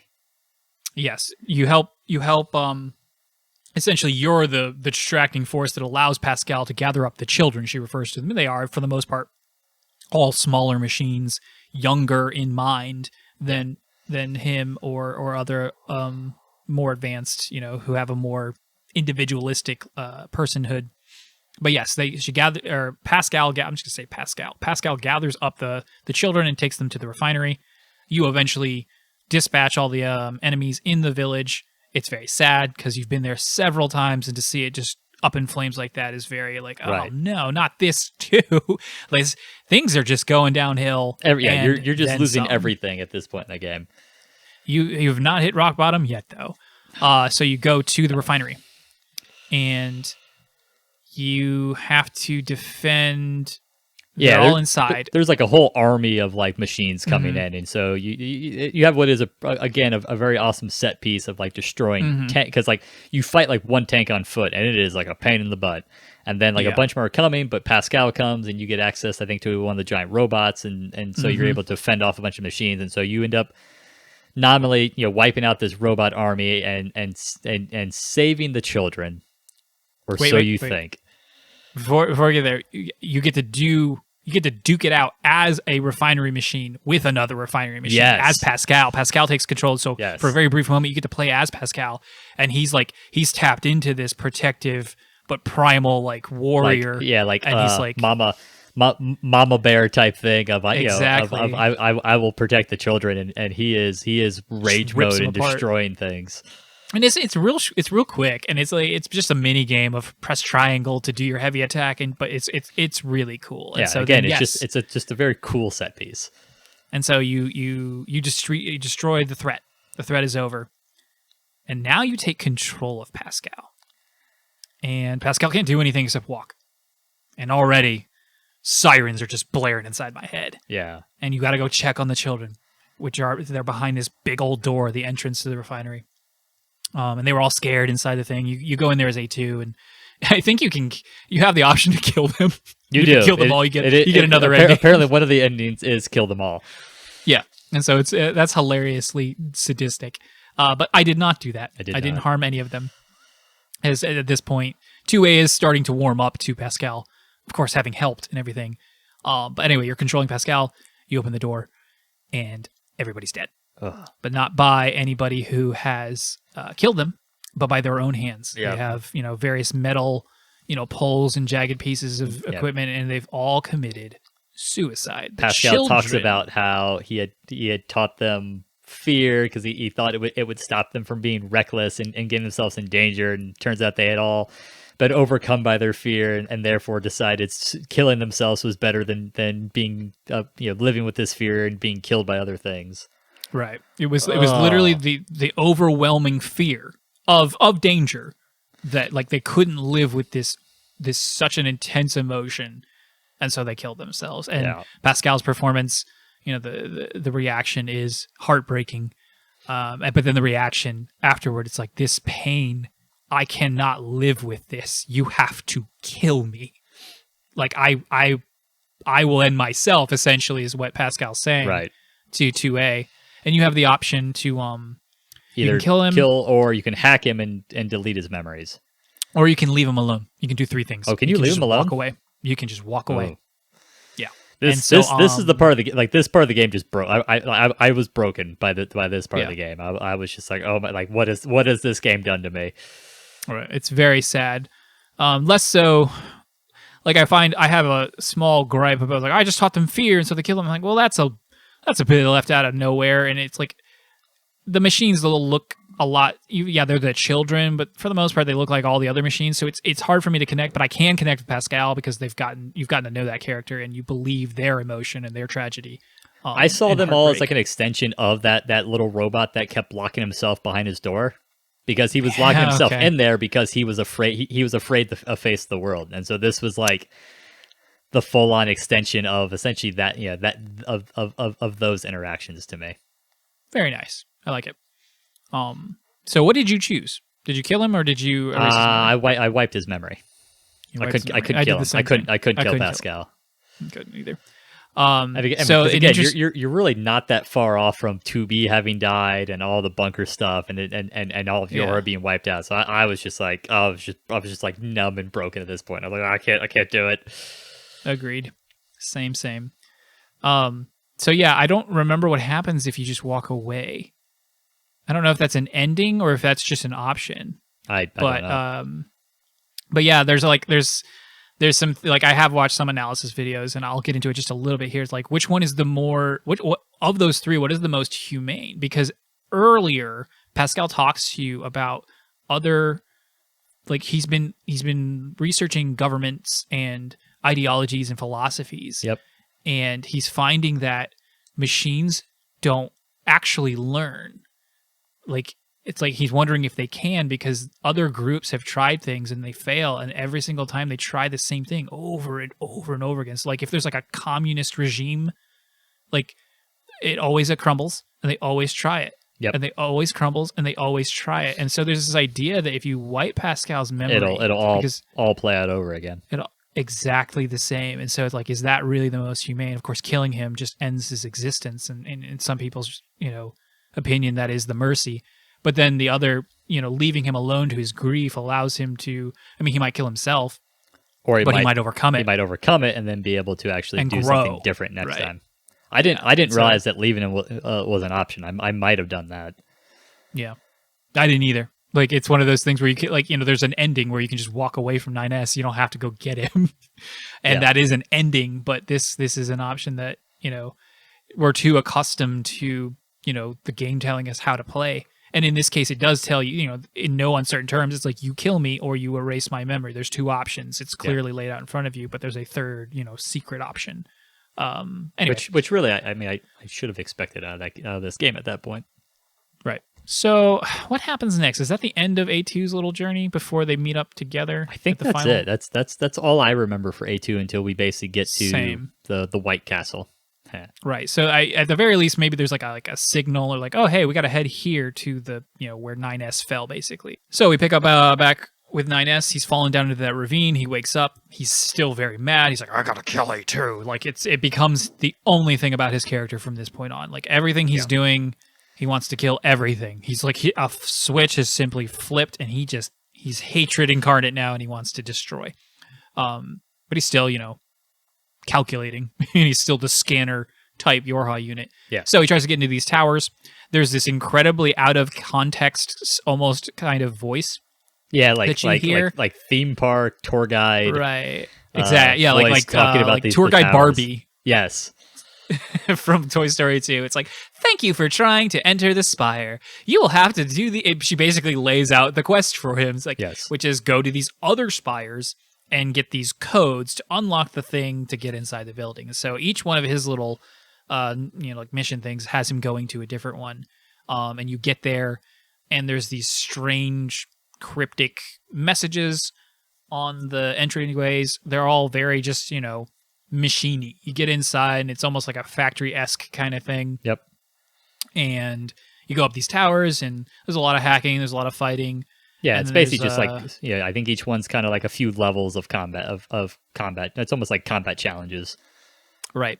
And so you get to the top of one of them, and there's this core thing. And you learn that the black boxes that make Yorha units so special are actually just reused machine cores, which are basically the black boxes of machines. It's their heart.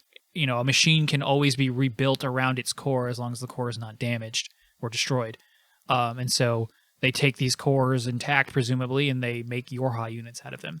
And so 9S is really pissed now to find out that his whole life has already been a lie, but now it's been a lie to the nth degree. He is the very thing that he's been trying to fight. Right.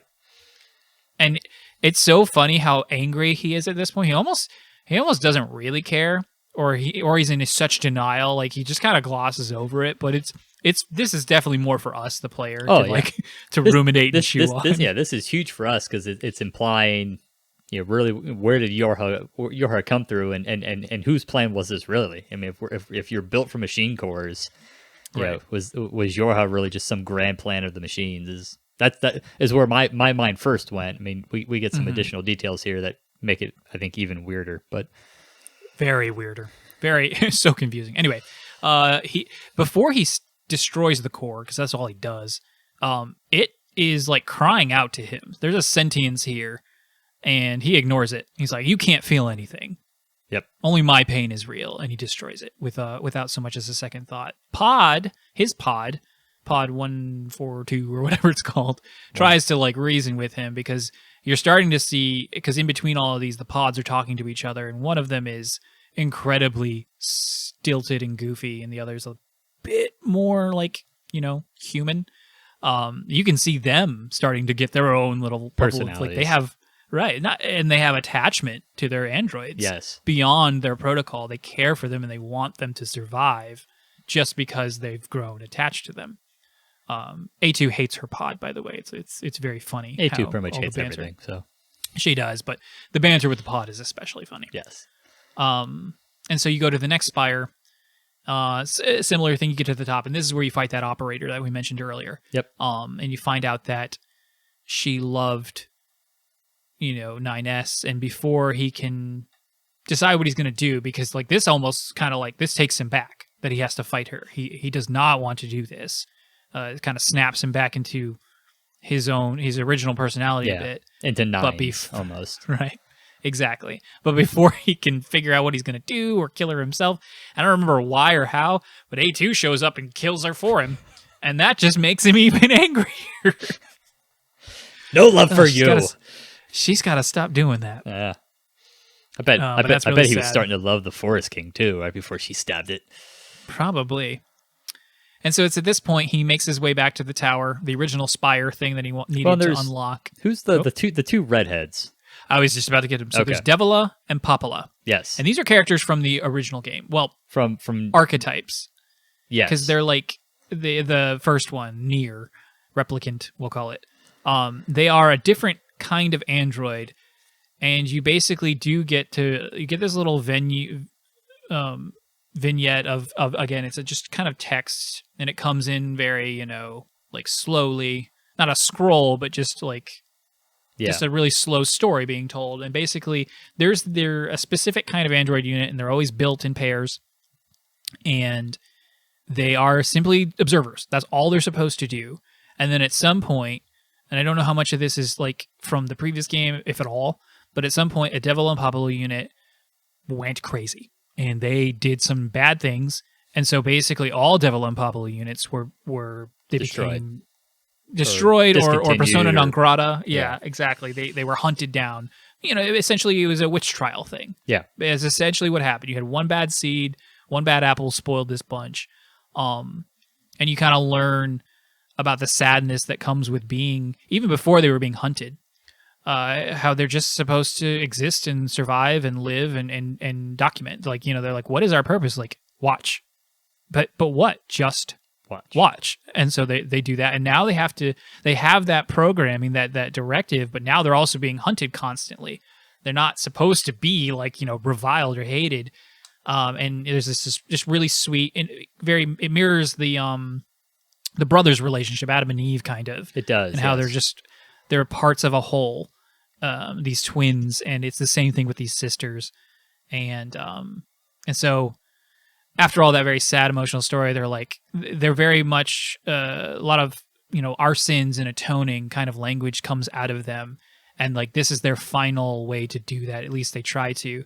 And so 9S has to defend against a bunch of machines while he hacks into this spire, and they're fighting for him. And you can get another ending if you just kind of let them get overtaken and die there, specifically.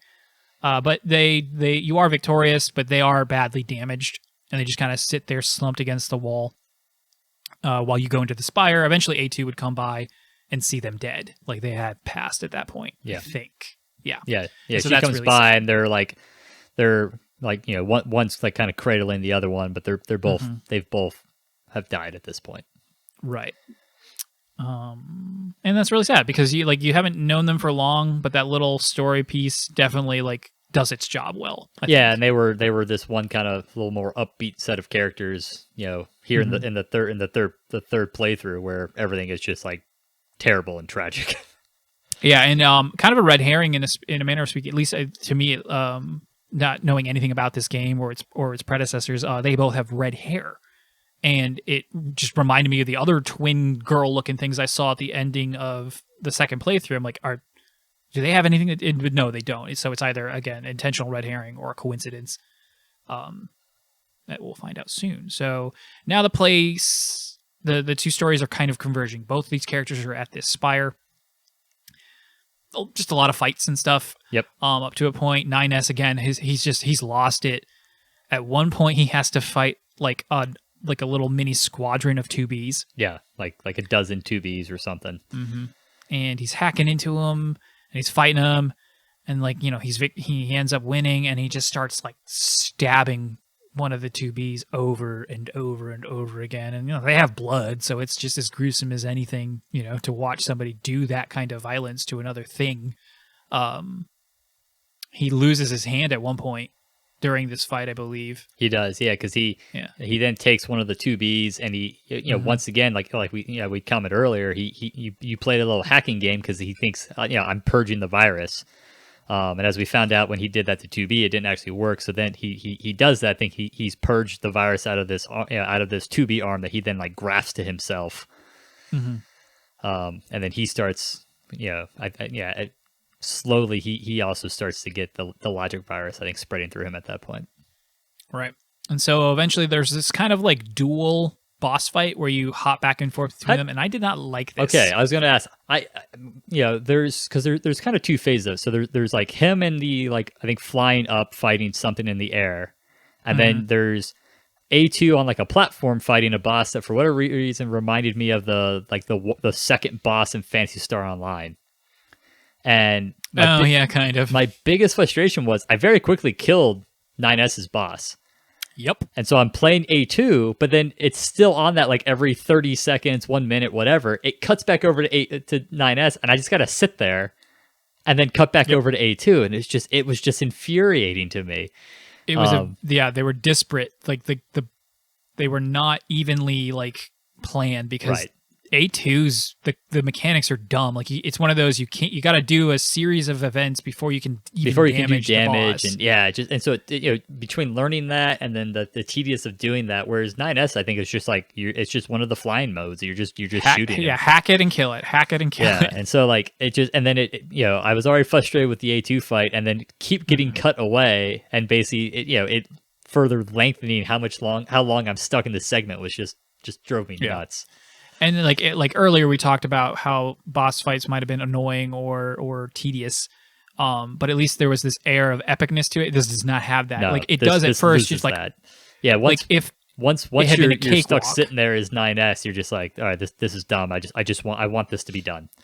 It kills the flow. Like it's just not fun, and it's really unfortunate because it's like the second to last boss fight. Yes. But eventually you make it to the top. And 9S reveals the truth that he knows to 2A, who doesn't really care. A2. Sorry, I always do that. That's their fault. Everyone does. Yeah. Because again, because everyone else is number letter, and then she's letter number. Right. So A2, at this point, has become like, you can kind of tell she shifted her persona and her idea. Like she kind of really, I'm not going to make this out alive. I have to take him down, but there's nothing left for us. Like this is just me fulfilling and there is this idea that she has her own memories, and then now she has 2B's memories and emotions, and they're all starting to kind of like, the layers are coming undone and things are starting to fuse. And so you do have a bit of that going on too, that we kind of glossed over, but like you can kind of tell that she's resigned to taking down 9S. Yeah, that she's just going to finish this, and then there's nothing left. I mean, right. And so you have that final fight, but in a really cool way that I think is very different from what we complained about last week. There was an A2 fight. There were some fights with the AI though, wasn't there? Before this. Oh, thank you. Yes. Yeah. Ooh, that would have been. We have bad. some interactions with the red hair AI. Right. So the little girls we saw at the end of the second playthrough, they're like the masterminds of the machines. So the machines aren't quite as unhinged as we thought. There is like a deeper level of this, like Sean said, like an AI, and it talks and like it talks to A2, and it's got this like deep, hideous man voice, even though it's like this little girl. And it pontificates. it's a weak it's a weak moment to me, at least, because it's kind of just too confusing and generic in its like it explains the big takeaway I basically got was that it set up all the things with Yorha, that it almost sounds like it's done this a couple times with Yorha, because it's always built in this, because you find out that the way the virus was able to get in the bunker was there was a built-in flaw. Right, this was all planned. Like, And the idea of Yorha was always to be like, even though like A2 was a prototype Yorha itself was always just like a prototype thing to create like the perfect combat unit or something like that. It was all about like it wanted to gather as much data, because essentially, what we find out is this Spire is a spaceship, and I think A2 thinks that its actual plan is because there is a last a last remnant of things on the moon. It's like the recording device and some knowledge of humans that's on the moon, and A2 seems to believe that this AI has decided it's going to shoot the spaceship into the moon. And destroy it. To destroy the last of humanity. And what we actually find out is this spaceship is actually going to try to shoot itself into space with all of the collective knowledge of humanity. And go see what Yorha were simply like the final piece. Yeah, it's like the final piece for it to gather, for it to fully understand all, to create the scenario it needed to fully understand humanity. And now that it's done, it's basically it created a scenario to destroy everything, and now it's going to launch itself into space with essentially all the knowledge of what it is of humanity and what it is to be human, or something like that. That's not exactly clear. And even less so when you start to read, like, where did the Yorha units come from? And there was this man who made the first one, basically 2B and 9S have existed in some, like, they're almost in like a reincarnation kind of way. Like, there's always been a 2B and there's always been a 9S.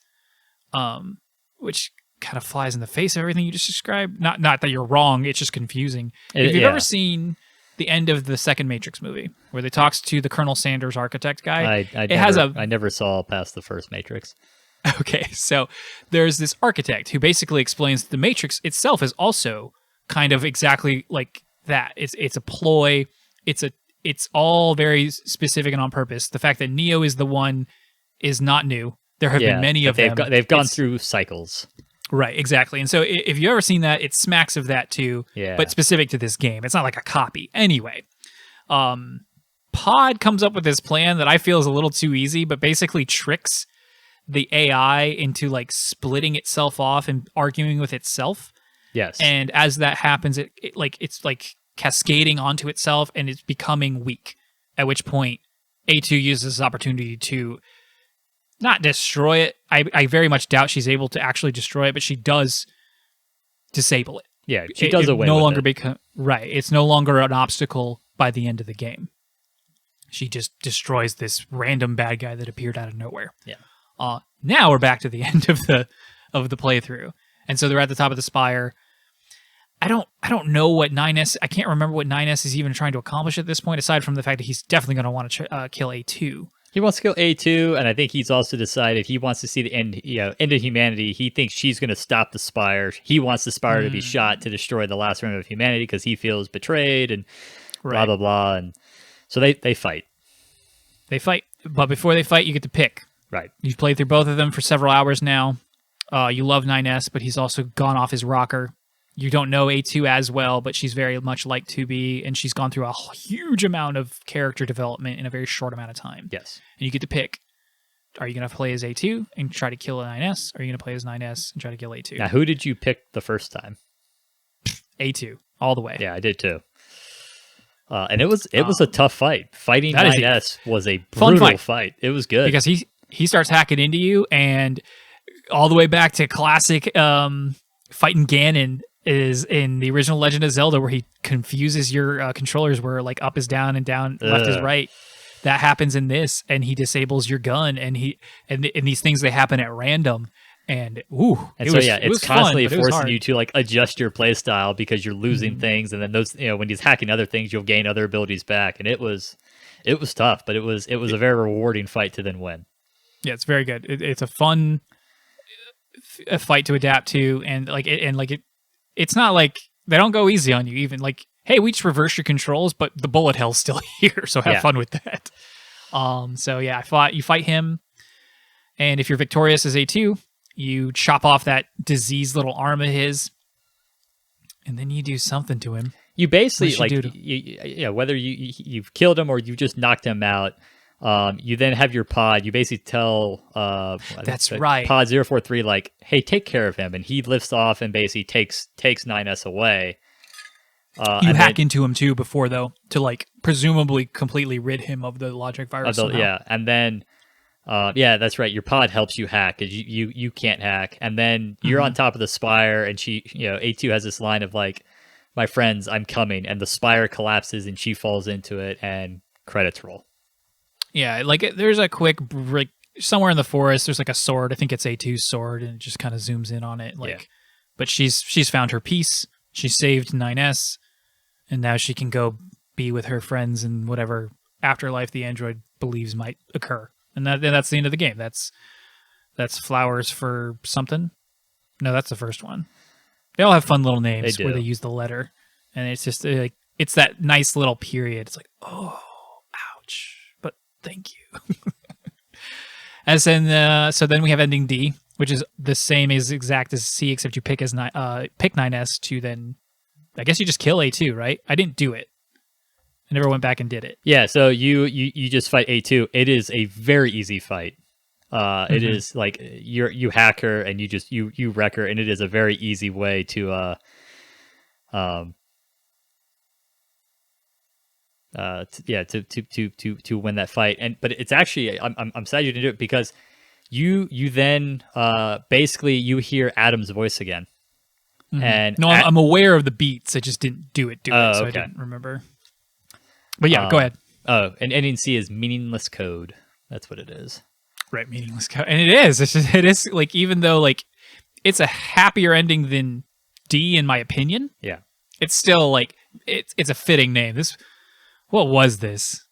What was any of this? Because nothing. The machines won in this sense. Well, the machines and androids still exist. It's just Yorha that's gone. The characters that you came to know and love.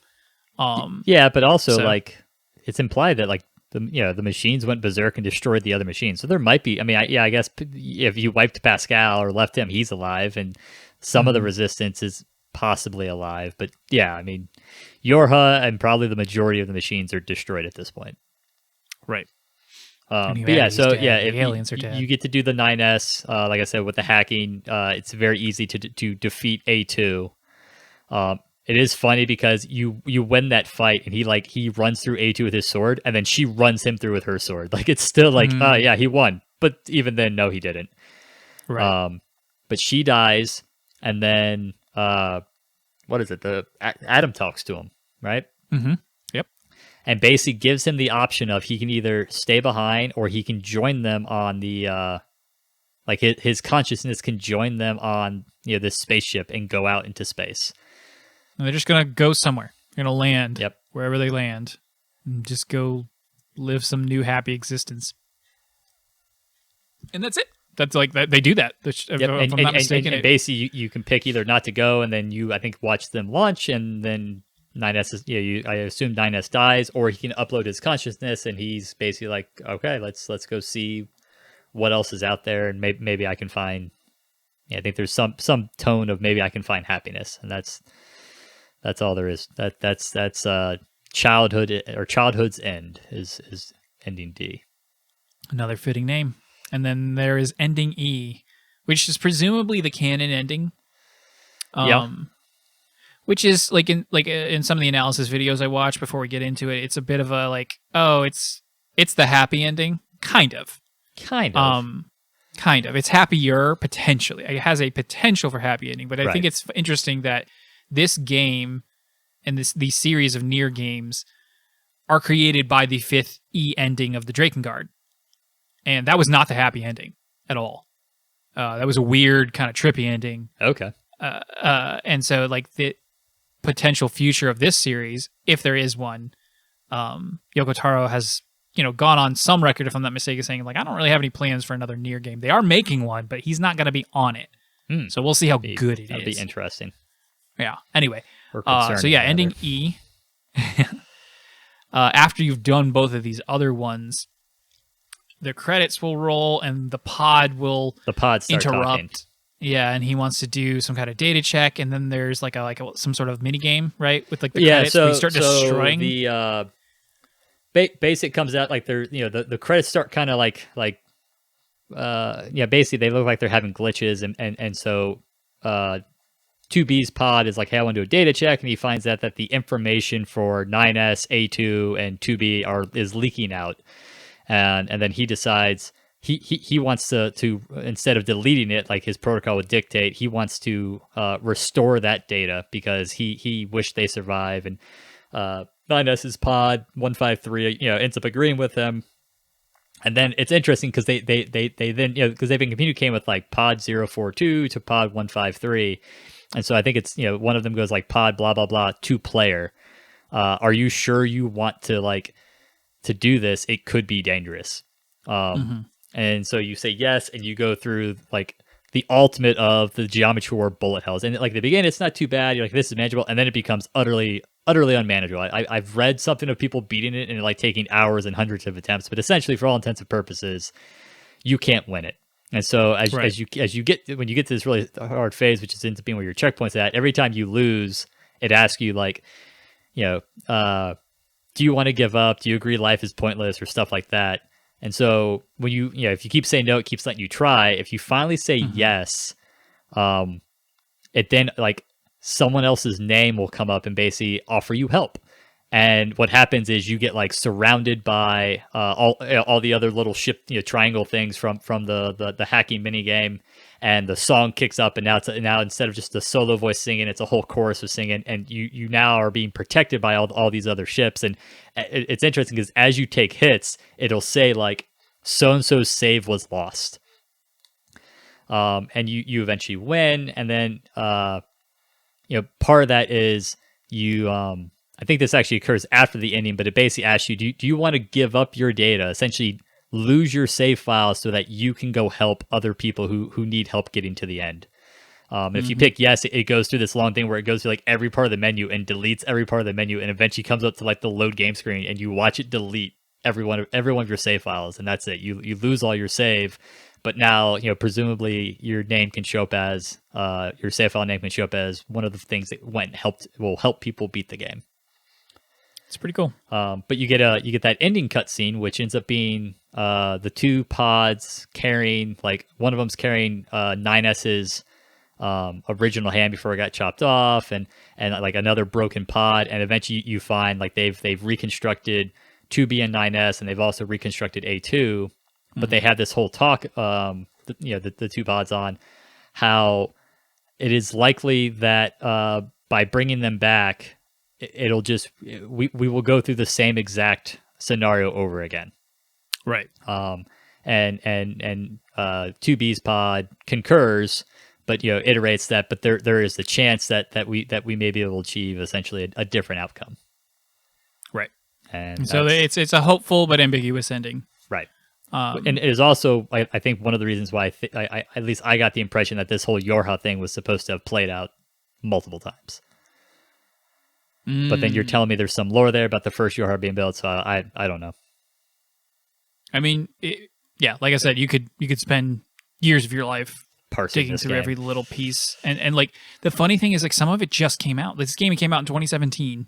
Some of this stuff is not that old. That this new information that gets added, like it's not like The one I watched, his name is Clemps. CLEMPS. If you ever want to do, I think it's only 4 videos long, and they're all pretty lengthy. But he's funny, and he's British, and he really loves this series, and he did a good job.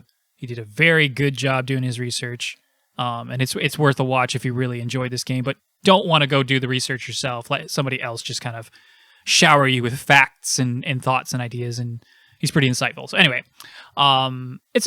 it's a good ending. I think it is. I think it's just ambiguous enough not to like kind of spoil the other ones and make them those, because I love a tragic ending and I don't like it when it's undercut. I do like a happy ending too. I'm not against happy endings at all, but sometimes it can feel a little cheap when you think and get what's the word I'm looking for? You get attached to a certain kind of story like ending, because like in TV, for instance, or comics or whatever, like someone might die, and it's not necessarily their plan to bring that character back, but then 3 years later or 100 issues later, they do, and it's like, well, it's been too long now. You can't just undo that. But this is not necessarily that, because like you could have just done all this in 2 hours, you know? Like, yeah. I mean, I played through endings C, D, and E essentially, and probably within about that, within less than that, because you unlock chapter select. So the moment I beat C, you go back and you beat E, and then you get, or sorry, you beat D, and then you get out, or you get E, and it was done. Yep, it's crazy though. Like I know of one other game, to my knowledge, that would ever tamper your save file like that. I mean, it says what it's gonna do. Yeah, and it gives lets you plenty you of choose. And it's interesting because it asks, like, you understand that the person you may be helping may be someone you don't like, or like, you'll likely never get thanked for helping them, and you keep getting, like, it does everything to get you to say no, and it's like, no, I'm just gonna keep saying yes. Right, which I love. It's very Bravely Default. Has a lot of that kind of theme too, that kind of meta idea. Journey too, if I'm not mistaken. Never finished Journey, but I think you, the player, become a character in the game in a manner of speaking. But the only other game that does something very similar is Undertale. I don't want to spoil Undertale because I really hope you play it one day. I think you'll like it. Yeah, it's on my list. Yeah, and so I won't go into too much detail, but similar. Okay, that's all I'll say. And so it's very unique that this game. And ups my desire to play Undertale a little bit. Yeah, Undertale has multiple playthroughs. Very similar. Like, you got to play through the whole game again in a different way. But it's even shorter than this one, so it's totally different. Nice. Lots of bullet hell. They're essentially the same game, apparently. We are now in Undertale Spoilercast. Here we go. Megalovania is the best song. No. Great music. Great music. Good. One of the best boss themes of all time in that game. Anyway, all right. So yeah, that was the story. Much like every other Spoilercast I've ever done, we went through the whole thing, unlike what I planned, but we did, and that was cool. So we've talked a lot about these endings. Friend of the show, Jason Wright, he wrote in a question that he would love for us to answer. He said, if the endings were definitive, which is your favorite ending and why? I guess he means like we got to pick one. If you had to pick an alternate canon ending, which would it be? If you don't answer this, I quit the pod. Sincerely, Blue Shirt Jason. Well, Blue Shirt Jason, he's given us a lot of power there, isn't he? Well, we already fired him, so it's like it's more true. Like he doesn't have any power. Or we already have all the power. So let's see. If the endings were definitive, which is your favorite ending and why? And then if you could pick an alternate canon ending, what would it be? It's hard for me to say definitively which is my favorite because I only technically experienced one of them and then read about the others, so I don't have experience with it. I like Childhood's End, the D ending where you go off into space. I kind of like that kind of almost out of nowhere twist, but probably like my least favorite at the end. And then the idea of them coming back, like I said, I'm not sure how I feel about that happy, fuzzy feeling ending because I really dug the way that C ended. When you had originally explained everything to me, I didn't immediately go search out these other endings until I watched those videos I mentioned because I just thought that those were extra. I thought it was always going to play out the way C played out. I didn't think to go, actual different endings. Yeah, I mean, it's interesting. So, like, Childhood's End, I think, certainly brings up the most interesting prospect. And I mean, it's also one I think is probably the least likely to be the canonical ending. Because it's just a little bit too fantastical. We're launching this strange ship out into space, and it's going to go find things and recreate who knows what.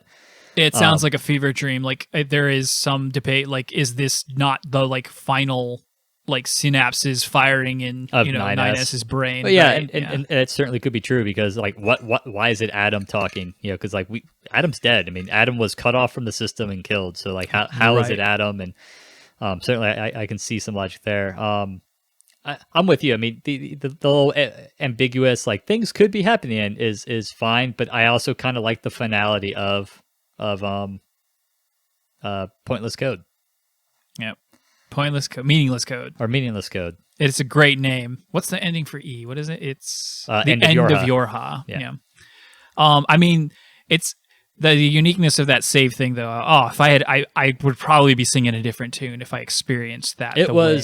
I was meant to. It was pretty cool. It's just like I liked I really love Endings E and the whole credits and having to eventually accept like, no, I need help, because like there's a bit of this of an aspect of that to the game of like you've kind of been on your own, and so that whole theme of like having to admit that I can't do this on my own, and immediately the credit song, which we've heard 3 different iterations of at this point, is has the whole line of like, but I'm only one girl, and so to have that end where like all everyone comes is a very like cool experience, but the actual cutscene ending of like the pods bringing back 9S and 2B and A2 is just kind of that's not the part of the ending that does it for me, and then but the whole part of them like addressing the player is a little bit too meta for me to also feel like it really works as as the canonical ending. So I really do think ending C is makes the most sense to me probably as the canonical, or ending E ignoring all the player part and just rather that the pods went and decided to go rebuild their lost androids. Right. But I do kind of like because I mean, and also like you don't really know what happens to 9S per se at the end of after ending C, but A2 has found her peace at the end, and that I like seeing. I like seeing that she's kind of her friends are all dead. She's obviously seen all this, but has also kind of through her that third playthrough has found her peace and is now okay with dying. Yeah, I agree. Obviously, because I just said I did. Yeah. I'm looking at the ending ENES as the true ending. So again, like that is the canon one. I want to say I'd have to go watch those analysis videos. I want to say that there's like yet another piece of data to add on to the already very like like comprehensive ending of ending C or something like that. But I don't know. But it's a great game. It is. It is one of a kind, which is not something you can say about a lot of games. Yeah, and like I said, as we talked about earlier, I mean, gameplay wise, not a flawless game, and to an extent, even the story itself is a little wonky and doesn't always quite make sense. Right. But just in and of itself, such a unique experience. I mean, in general archetypes, yes, I can compare it to other games, but as far as experiencing this game, it's just so unlike anything I'd ever played before. Yep. It's an art house game in a way that isn't Naughty Dog. Like I was railing against. It's not that premiere, really, just focusing on the cinematic experience. I mean, this is telling a story and making a point, but it's not doing it via. Yeah, because the thing about like your Naughty Dog games is they are essentially still largely telling a story via your traditional like way of movies telling a story. Right. And they're doing it is a movie. Yeah, and they're doing a fantastic job of it. But this is so much of Nier Autonoma's story is built into the gameplay and little hints and having to infer things. Like it's a game that's very much okay with its ambiguity. Yes. And I think that's probably one of its strengths. Definitely. Kind of in a similar regard of talking about endings that stick with me and that I think about. It's kind of like BioShock Infinite's ending is very much like, oh man, what is this? What does this mean? Right. And so and you spend a bunch of time mulling over. Cool. All right. Do you have any final thoughts? That sounded like your final thoughts. Those were my final thoughts. Yeah. All right. So go play Nier. Wait, you should have already played Nier. Jason, go play Nier. Now that you've potentially listened to all of this, I don't know. If you have played Nier and you have contradicting thoughts, please put them in the comments, and we will maybe revisit them in some Spoilercast follow-up. Tell us. Ooh, before I go, would you ever play this game again? Ooh, like a fresh start? I don't think so. Like I got like. Yeah, this game was a full package. There's nothing particular about this game that I feel like I need to go back and necessarily re-experience. I agree. Like it told me its story, and I'm good. Yeah, there's a few movies out there that I've watched and loved, like with my whole heart, as far as movies are concerned, anyway. That I don't know if I'd ever want to go back and rewatch. Yeah. just because like I don't want, like I would love to, and at the same time, it's like I don't want to tarnish it because like it always happens with movies, especially. It's very rare that a movie's always good or perfect or better even. Like, Yeah, on and that's the rewatches, thing. like, Is like, I mean, even sitting here talking about it, some of the banalities of the storyline of this game have jumped out at me a little bit more, and I would right. only notice them more on the second playthrough. Yeah, Um, exactly. yeah, because I mean, Like let's face it, most of that banality shows up in the third playthrough, and Mhm. and like you said, so much of the third, I mean, really a lot of that game kind of takes place at a breakneck pace, but you get to process all the stuff from 2B's first playthrough as you're going through it again as 9S for the most part. And then there are a few things in 9S's that are your big reveals that also go by very quick that you then have their ramification in the third one, but you never get a moment to really sit down and think about the third one. And I think if I was playing through it again, it would be I would it the whatever imperfections are there would jump out at me more, and I don't want to do Yeah, that. it is the most off the wall section for sure. And Yeah. yeah, I mean, I agree pretty much. So yeah, I don't think I'd play it again. I don't think I have to. I think I can just, if I want to, I'll just watch another analysis video. I will experience it in a way that is, for the most part, trying to just shed a positive light while also understanding it in its entirety. And then I don't think it needs to be played again and again, unless you. I mean, some people probably do, I'm sure. but not for me. And that's, I mean, and by no means am I saying that this is a bad game because I'm not planning on playing it again. It's just, All right, yeah, it's yeah. just, it just doesn't. To me, it certainly doesn't need it, and I think it's to me it's best enjoyed without it. Yeah, I mean, I may never go back to Hades again. Like I was thinking about that the other day. Same thing with the first Hollow Knight. Like that was a perfect experience. Like Yeah. I played a lot of Hades. The nature of the game is you played through it a bunch. What would be one more run? But like after I stopped playing, I said that like I put it away because I couldn't stop playing it until Yeah. that moment. I said I put it away, and I'm like, I'm done with Hades. Hades is like, I don't know if I'd ever want to go back and start fresh or even just do one more run in Hades because like I just don't know what I gained from it aside from like potentially irritation, and why would Well, I yeah, wanna do because that? you're So, going to go back, especially if you do that one more run, and you're going to be not as proficient as you were at your peak in that game, and it's just going to be frustrating that you're not that now you're almost like struggling to get through again. right. Because I was thinking about that because I think I'm like one or two runs away from actually getting the credits at the end, Yeah. and I just And they're not super worth it. yeah. I mean, it's nice and it's not difficult once you kill him. And now we're just talking about Hades. Yeah.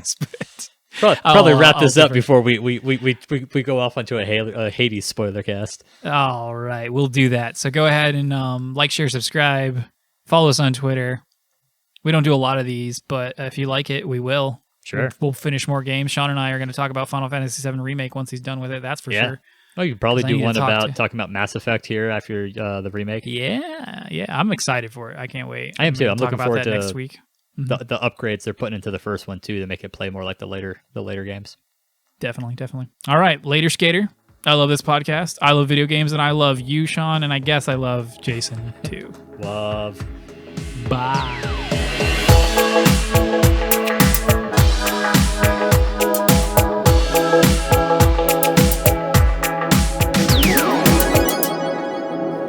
Make sure my band doesn't look utterly ridiculous. Oh my gosh, this was such a great but also terrible idea. Oh yeah, no, it's yes, it is. It is the definition of that.